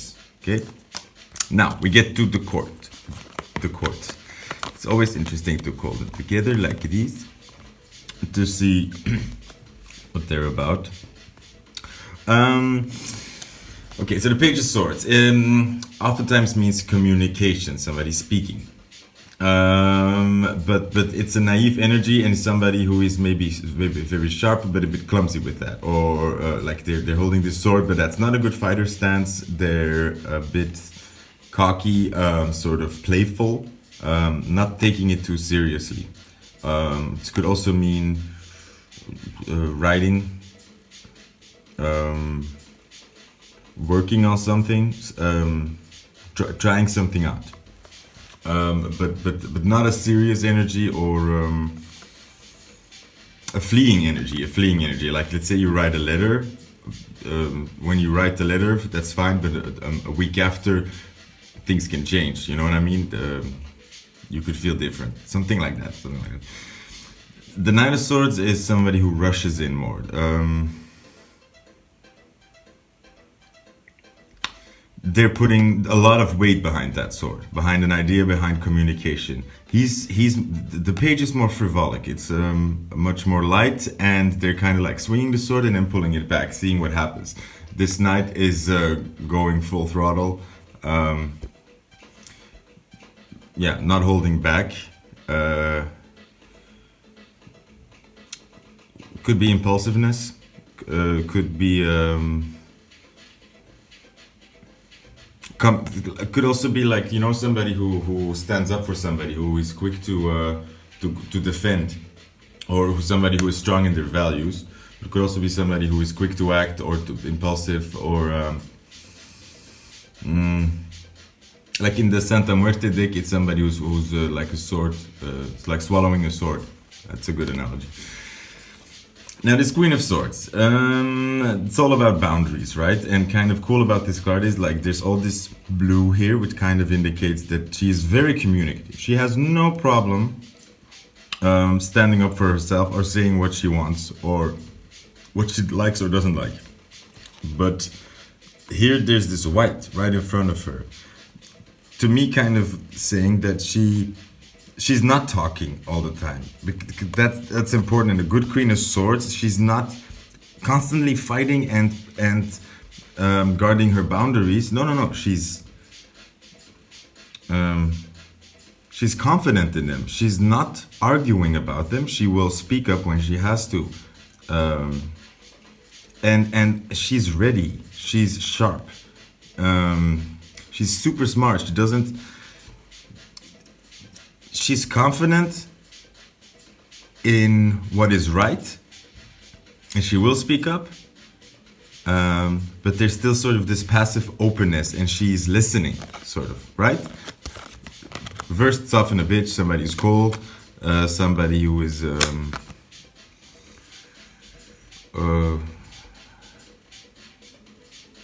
standoffish, or mean, like maybe overdoing. Like, let's say she's also working on her boundaries, but it's a constant thing. Like she's talking too much. And where the King of Swords is, it's our strategist. This guy is an intellectual, but the important thing about the kings are that they are using, like he's using his intellect together with the other. Like he knows his emotions, however, he's still strategizing. He's choosing to strategize, okay? Upside down, it could be more of a dictator, more of somebody who is ignoring their emotions, who's cold, who trades in like the emotional side for the intellectual side, right? Where the good way up is just somebody who's well aware of the emotions, but still is using, who's very clear about how to do something and where to go, and he will make sure people get there, and he's not afraid to make the hard decisions. Yes, okay. So, then the cool part. Now I'm going to shuffle these, and then we're going to see what sequence we get. So I'm going to 1, 2, 3, 4. Whoa, see that always falls out. So I'm going to let that one. 1, 2, 3, 4. Okay, so we start with the Ace of Swords. That's nice. So sometimes the beginning is just the beginning. So look at this color. That's cool. Okay. Then we have the Ten of Swords. It's the beginning and the end. It's funny because with the Pentacles, I had the end and the beginning at the first two cards, and now we have beginning and the end. Okay. Then we have our page. We have our Five of Swords. And then we have the 6. Okay, 5, 6, 7. That's nice.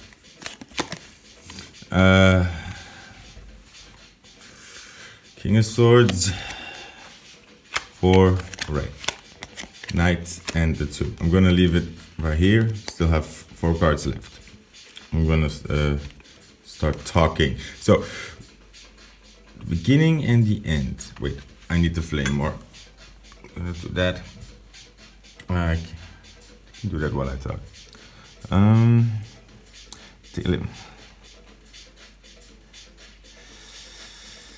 So the first impulse I got with these two first cards, you have the beginning and the end, which sort of means that like before an idea even has a chance to come to fruition, it's already dead, or something like you kill the idea before it even gets a chance, or it gets shot down.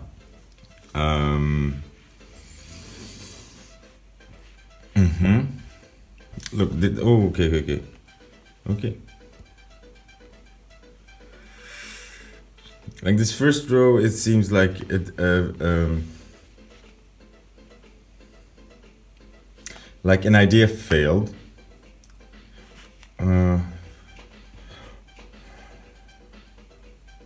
Or there's an idea that's not getting a chance.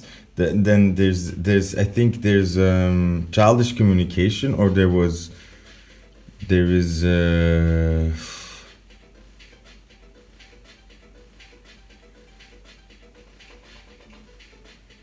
Yes, I think maybe people not being very nice about it, or you being a bit harsh in your words, or not harsh, more like unaware, or just very childish, I feel like here. And then there's here, I think you turning away and leaving something. Okay. Like, I feel like this is one storyline here. And then we have our Seven of Swords here.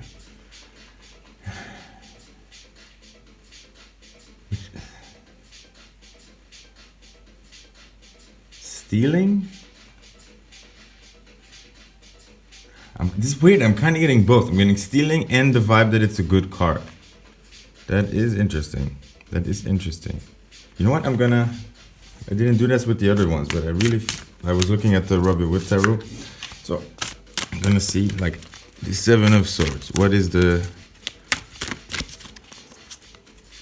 trick here? That little guy that it fell like next to the Two of Swords here. Okay, so I'm gonna just put this away. Two of Swords. I think these are these two swords here. You see that? Look at the difference between these two cards. Look how it's exactly the same scene, but look how turbulent this is. Look how this looks like dreadful to be here. She's cold, she's in the wind, the like bad weather. This looks like a calm place, almost at a warm place.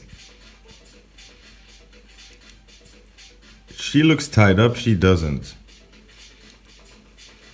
Okay. It's super cool. So these are these two swords. It's like somebody took away the options. You didn't have a choice. You had to be very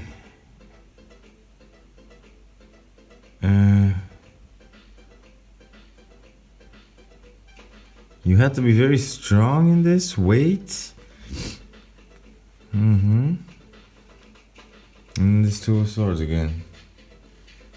That is so weird.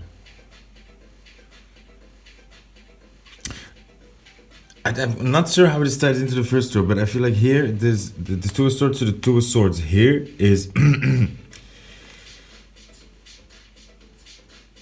a decision, but somehow the circumstances in making that decision, or the comfort, or your confidence grew, or somehow like you're feeling this. It feels like you're going to make this decision. You can make this decision. Here it feels like you're in pain and you're afraid. Okay?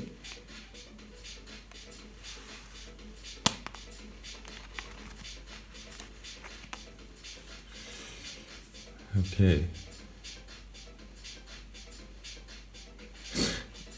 It ties into this. So this story. Okay. I'm kind of getting it. Something failed. Something, you had an idea, or you had a plan. And I think it failed. I think it got shut down, or I think you...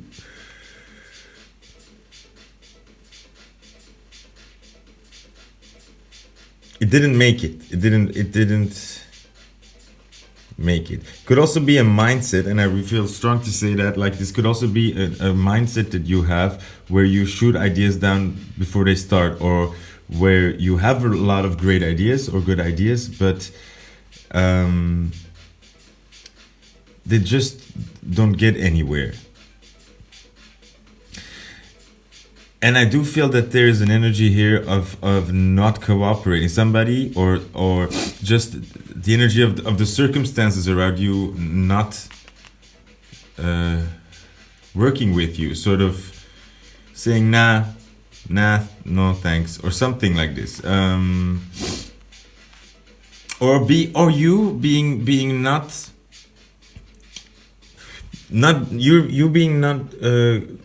good in communicating yourself about this. You have this good idea, but you have a lot of good ideas, I think, but you fail to communicate that to people, or how to translate that, right? And somehow this led to conflict. This led to conflict and you having to let go. But however, I do feel that this is a situation you had to get out of.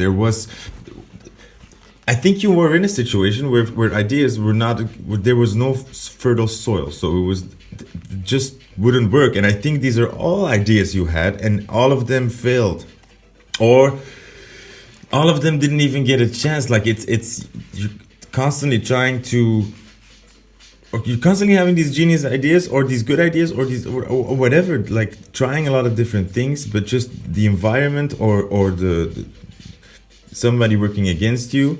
Anyway, this led to conflict. This led to you deciding to walk away from something and to let that go.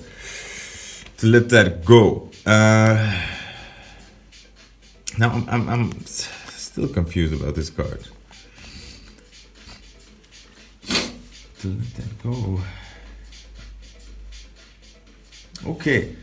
And yeah. So you decided to let that go, but you have to make a decision on what to do, or what you're still very confused as to where to go in life, or what your plan is, or how to do it, or what you want to do. I think it's still very confusing because you had so many ideas and you tried to, or there were so many different things, and I think you kind of found the reason why things didn't work out, but it still left you a bit like still not getting anywhere. So you had to make this decision, and I think something like I think just the universe, like this sneaky dude that it really looks like he came to steal these swords from you to make it easier for you. It's like slowly your circumstances or life has been stripping you away from these swords, and I think that's been not a very easy process at all. But it is to help you, because the two swords that are remaining are the ones for you, or it's getting you closer to your goal. I think the decision you have to make is getting easier and easier, or is getting like it's almost like these two paths are getting closer and closer. These are completely like crossroads, and slowly, the path forward is becoming clearer and clearer. The decision or the choice forward is becoming clearer. But it has been because of options being taken away for you. So you had to really get into this King of Swords mode, like, because if you kept crying over all this and the circumstances, your emotions could have swallowed you. So you're kind of called to really get a mental steadfastness or become really sharp and kind of become cold a bit, to see this, to realize this, to take this to rest, to become more passive, to realign, and to put more force behind your ideas next time. You learned that these were good ideas and that you can be confident, and you became more confident. I think you became more confident, more wise. I think right now you have it boiled down to you, kind of like you know what you want. It's becoming easier and you're becoming more confident. And that's a big win for you guys, okay? So let me see okay, so they want me to put it on top. That's easy. Our Three of Swords. Our heartache card. Okay, that just ties up what I just said. Look, this is the heartache from the past. These are all these failed plans, failed ideas, failed projects. This is the pain of not having choice, not having options, and sort of all the options getting stripped away from you, having to really push, it's kind of like push your emotions aside, right? But it's in a kind of growing up way. It's like, okay, I can't keep crying over spilled milk. And you failed so many times that you became hardened, but it was painful. This was hella painful, and you really were in this kind of situation. This is cold, you're scared, you have no idea what to do. You're really sharp, you're really smart, and you kind of have all these plans and ideas, but like the past or the circumstances have been so negative to them that it just made you froze you. You were frozen. Same thing. You were frozen. This haunts you, okay? And I think even when you managed to become this King of Swords and really, like, this helped you. I think you put this in front a bit, or you can put this in front. This King of Swords say, like, now I need to get to my goals, okay? And it's been rough, and it is rough, but I know I can do it. And I know I have the talents and the ideas.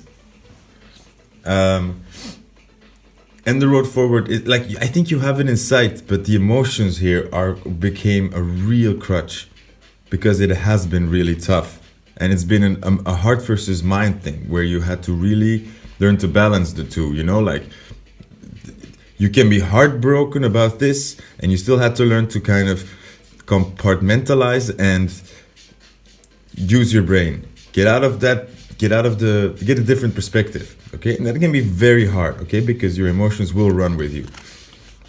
Or like this, eh? Okay. Then,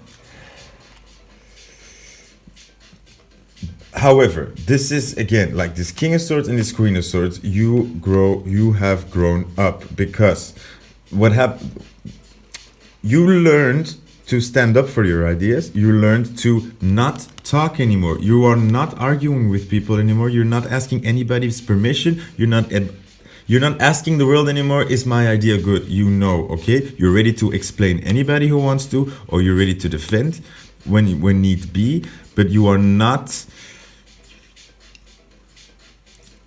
asking, like you're not.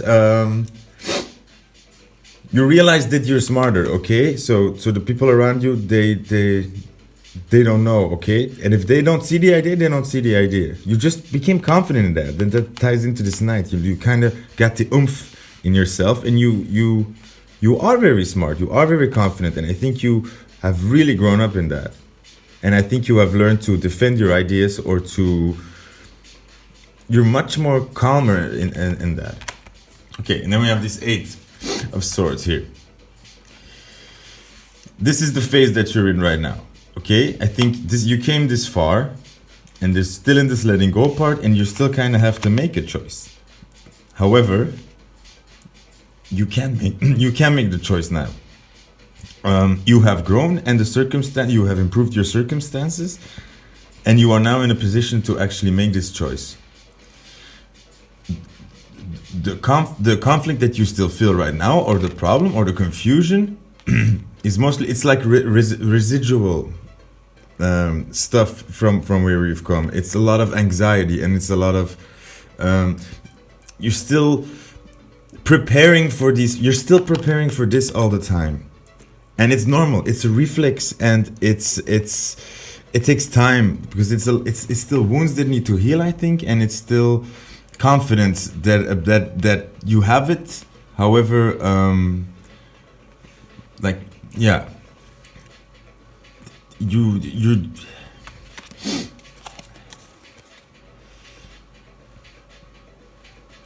still how do I say this?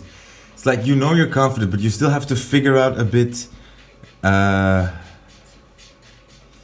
how to come out of this fight mode, and because if you're in the fight mode, you're still preparing for problems, and you don't need to do that anymore. I think the circumstances you find yourself in now, or the path to your goal, a lot of these blocks, or a lot of these problems that were there, are not there anymore, and I think you still need to retrain that yourself a bit. Take your time, and you can take your time. This is a nice quiet night on a beautiful resort. This is a good scenery, so you have the time to it's like you have to explore the world again, and see, and just open, like, take the blindfold off, and see that it's okay, but you came out of a really, like, long period of, yeah, it's and especially just I think having to fight with a really like smart brain against a lot of emotions, and having to see time and time again that that you can really, like, close off from your emotions, or that your emotions can make you, like, it changes your perspective. And you had to learn to see that and work with that. Okay, so I got this 4 and this 5 of wands. No, 4 of swords, sorry. 5 of wands. It's 5 of wands. 4 of swords, 5 of wands. Okay. So, to end this quickly. This 4 is telling me, like I said in the beginning, this sword, that, like, these 3 swords are hanging in the tree, but there's this 4th sword here. So, look, guys, there's still an idea. There's still something that's kind of hidden, or that you're not showing, or that you're not using yet. There's still this idea, there's still this talent that you're discovering, or the idea that's gonna get you there, that's this one. And I want to say, like, it's you're not showing it, but I feel like it's coming. It's sort of, it's time. It's time. The circumstances are right for you to pull that sword out. It's like this star flickering here, and this 5 of wands, because they're making this beautiful star symbol here. It's just saying to me, like, look, you're ready for the dance. You're ready to participate. You're ready to fight. It's like they're dancing. It's like they're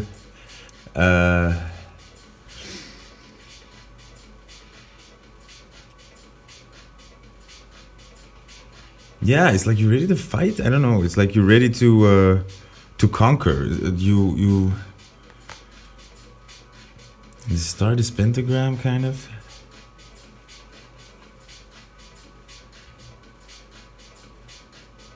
Something with your body. I don't know. That's a weird one.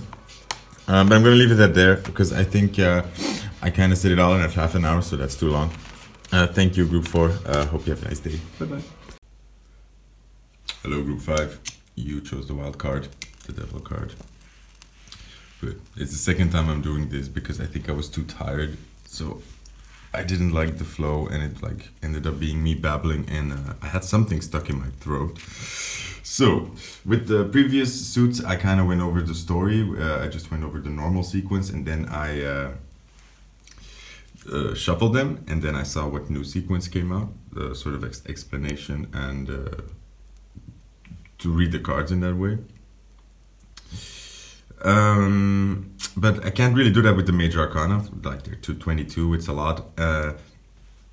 And there's not really a story, I feel. Normally it starts with the Fool card, and you could say the Fool travels around all the other cards, meets everybody, goes on adventures.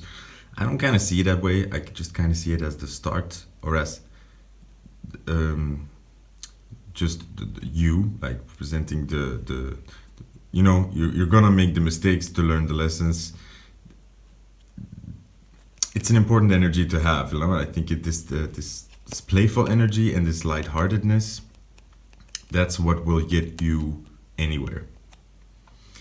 I'm going to show you how I see the major arcana. I kind of see like you can divide them in two sides, but more like you have these pairs. So let's say you have the magician and a high priestess. Both are like magical characters, but one is kind of active, going for what he wants, manifesting that, making the spell happen. This is passive, intuition, listening, being the oracle.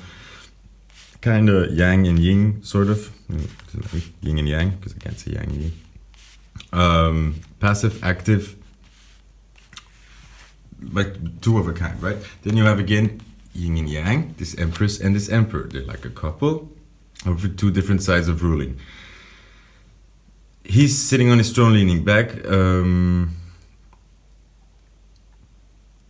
bit. It's hard to say. It's like he's the ruler of the entire empire. He answers to nobody, and he kind of rules with that. More with.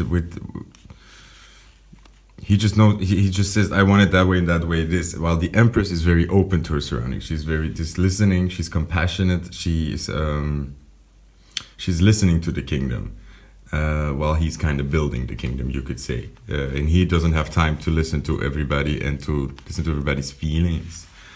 Oh my God, my feelings. Then we have the Hierophant, the lovers. This is tradition, this is the way it is, the order, and this is like, more like this, we wanted the yin and yang side.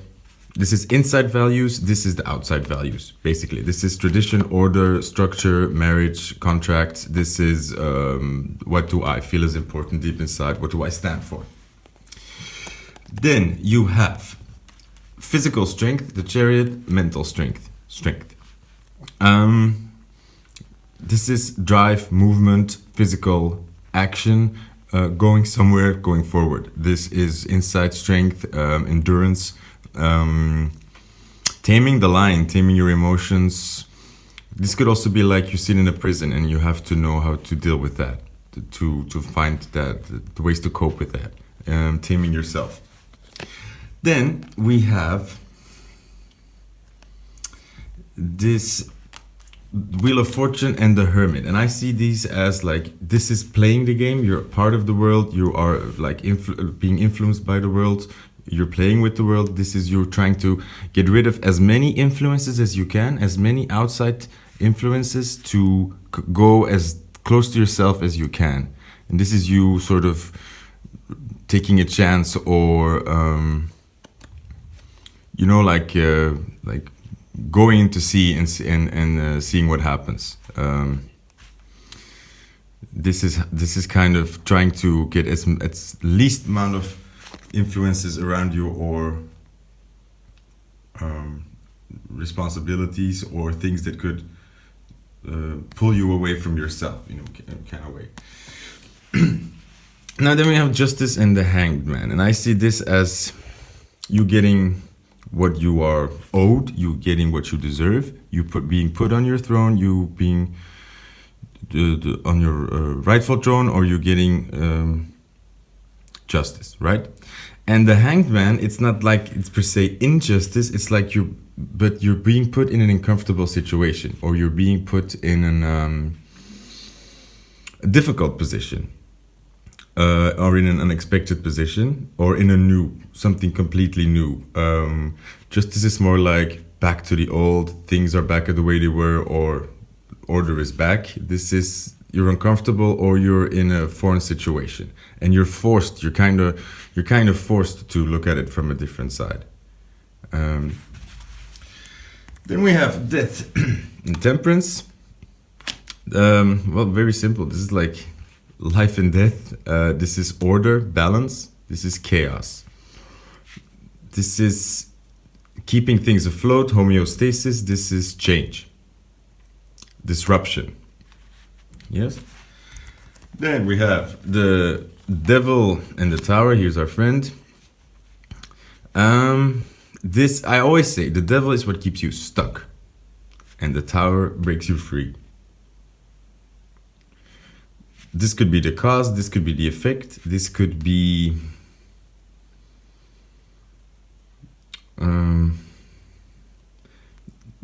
this can be the extension of that, or this can be the solution to that. You know what I mean? Or both. Usually both. The devil is anything that keeps you stuck. This is an upheaval, something that happens to you. It's usually very uncomfortable, but it needs to be, because you were in a situation where something drastic had to happen, or it went on too long that this tower had to crumble. And sometimes, if the fundamentals are weak, this thing would have crumbled anyways. So this exposes this almost. Then we have the Moon and the Star. Now, why are they a pair? Because this is hidden, this is secrets, this is mystery, this is being kept in the dark, this is you being kept in the shadows in the dark. This is you shining, this is you being you, not holding back, out, open, no shame. This is you being your best you, shining, nothing to hide. And this doesn't mean that you have the secrets, but this is just, it's unclear. You're in a darker period, or you are in a sleeping period, a passive period, hiding, or in your emotions.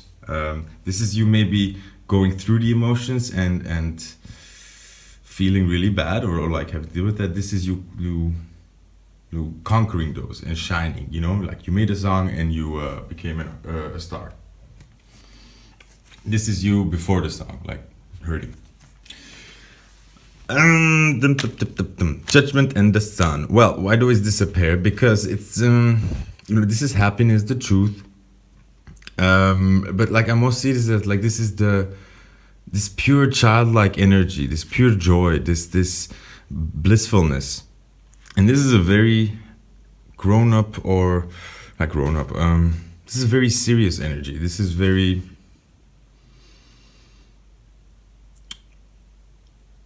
you have to make a really, really important decision, or there's something really important here, and this could determine your happiness. So this is playfulness, not thinking, being carefree, and this is something really important or scary is about to happen. You know what I mean? This is in the summer after the exams. This is like the exams, or before you get your results. You're not feeling like this, right? And then we have our Fool in the World. Like this is a pair because this is like the beginning. He's like stepping out of the village like Ash Ketchum, starting with his Pikachu. And here he has captured all the Pokemon and happy. this is like you conquered whatever story you became here, or whatever hobby you started, whatever you set out to do, or whatever this fool came across. He found the world in that, or that he conquered that particular thing, or the world has opened up to him.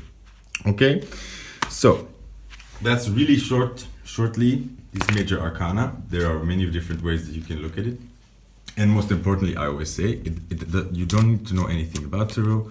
Just look at the pictures, look at what comes up to you, what is the first word that comes, what are you paying attention to, what does it do to you. That's all you need to read cards. It's nothing more. Okay, so the Fool comes out. Wait, I'm gonna get our flame starting again, because I wanted to decide what was I gonna do. Oh yeah, so I'm going to do a Celtic cross with these major arcana. Okay, so the Fool is the subject of this reading. The challenge is the world. That's funny, because beginning and the end again. Then death. Here, okay, wait, I'm just gonna lay the cards and I'm gonna explain them. Oh, man, it's so fucking crazy that now we have the Fool and the world. The previous group we had also the beginning and the end in the reading, and the group before that we had the end and the beginning is the first card. So a theme. Our devil friend is here.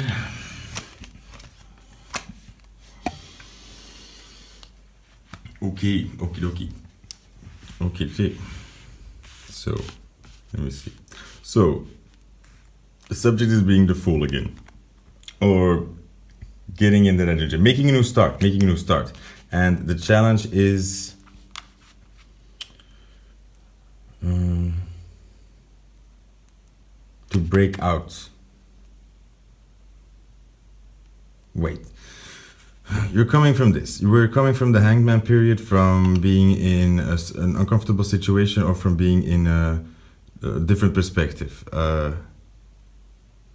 seeing things from both sides. And right now, we're in this devil. You chose the devil, so you're in the devil energy. That makes sense. But in the good way, I think you're really facing this darkness. You are facing this devil inside of you. You've danced with this devil. You've come... Yeah, you know this. This is not the problem. And this is here to tell me that you are right now, or you just have faced this. Or you're coming to peace with that. You're accepting the dark side in you. You're accepting the devil. You're finding sympathy for the devil. Because it is a part of God, and if you're running away from the devil, he has the most power over you. If you face him, it's not that bad. These shadows in your head, they can become monsters until you shine a light on them and you see that they're really small. But if you don't look at them, they could be any size. You know what I mean? So you came out of this. Yeah, I think you accepted kind of this darkness inside of you, or you sort of gave in to something which broke you free from this. I think you were afraid of something for so long, kind of fighting this away, and I think you finally gave in, which allowed you to break free from that, I think. Look, there's this Scorpio here, this death, this change. Because you're looking at this, you're looking at, okay. I see. So, guys, I think you're accepting this darkness, but at the same time, you are being challenged here because you're thinking that you have to compromise. You think that you have to be patient or balance, or that you have to change or something, or you'll have to compromise. Or balancing, it's about balancing something. But what it's really about is this is a change. This is a part of you that is, an old part of you that is dying, or you're transforming. You are transforming. But you're in a state now of this change. So this is a bit of a rough patch. Now, right, you're being described, or you're being called by the moon here. First of all, saying that things right now are not exactly as, like, you don't know where things are going, and that's good. That it's a bit of a, that there's a bit of an uncertainty, a bit of a confusion here. And emotions, like you're in an emotional state. This has, you're going through this, and this is it's not easy. It's not easy, and it takes time. And you're kind of in the dark night, or in the. You're going through it. You're going through it, and at the same time, this is healing. I feel like this is, whatever you're going through is meant to happen. It's like, this is breaking you out, kind of. I think. There's an outside influence, there's an authority, there is something controlling.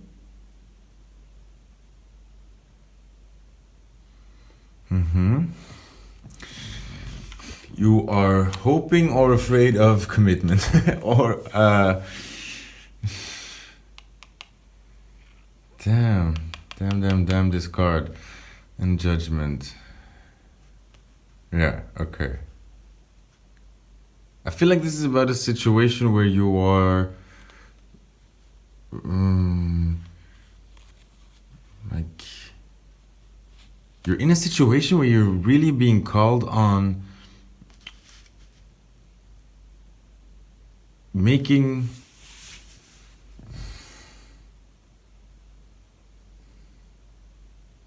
I kind of know it, but I have trouble explaining it. This Hierophant has me baffled a bit, because it could mean so many things there.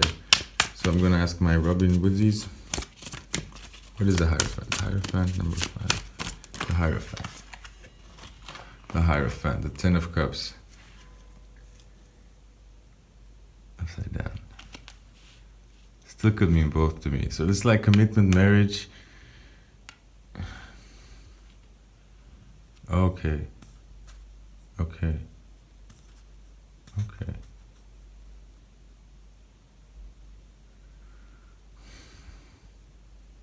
You're being forced into an uncomfortable situation, or you are changing. See, this is the thing. I can't get the answer here, because I think this is up to you. It's up to you what you decide to do. There's no right answer here. There's no right path. It's about you deciding what you want. Do you want this commitment? Do you want this picture? Is that what you like or not? And what does that look like for you? And if somebody is offering this, do you want this? This is commitment. This is marriage. But do you want that, or do you want the way that it's being presented to you? Does this feel good? I think this is either like an influence that is forcing you into this direction, or it is the person that is kind of offering this. But it feels more like an authority that is kind of forcing this, or saying it the way, like, this is the way it is. This is how this works, so this is the way this should go. And you are really unsure, you're really confusing. This is the devil. I feel like this is kind of... Look, all I'm gonna say here is, if whatever is being offered to you is not 100% a-okay or feels good, don't go for it, okay? If you feel like you are being called, but the thing is, things are a bit unclear for you, so I can't. Things are changing. That's the important part you need to know. I think the thing is, things are changing, and this is not a matter of you having to make a decision. This is telling me that you are going to find this decision. You are going to reach a conclusion. There's going to be judgment here. There's going to be clarity, okay? Right now you are confused. You have no idea what is right here. You have no idea what is up and down right now. But that's okay. That's just the phase you're in. This something has pulled it's forcing you to change, and I think it's really uncomfortable. And at the same time, it's wait. I wanted the moon. Oh, got 2 cards.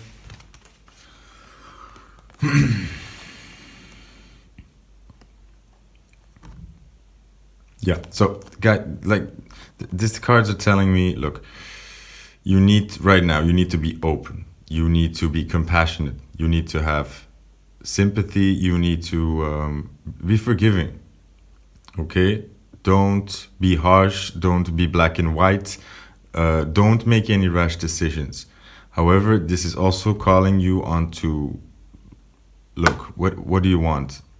If whatever this is not what you want, then this judgment is not good. It's gonna say no.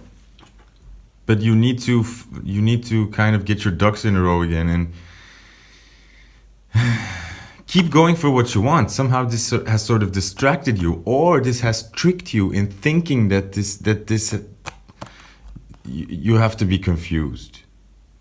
And that's the thing. I'm not sure if this is the outside party imposing this on you, or this is you imposing all ideas on it. That you think that taking this offer means bad things, or that it means that you lose something. But that doesn't have to be the case. It's just be open, be passive. Keep going the way you're going.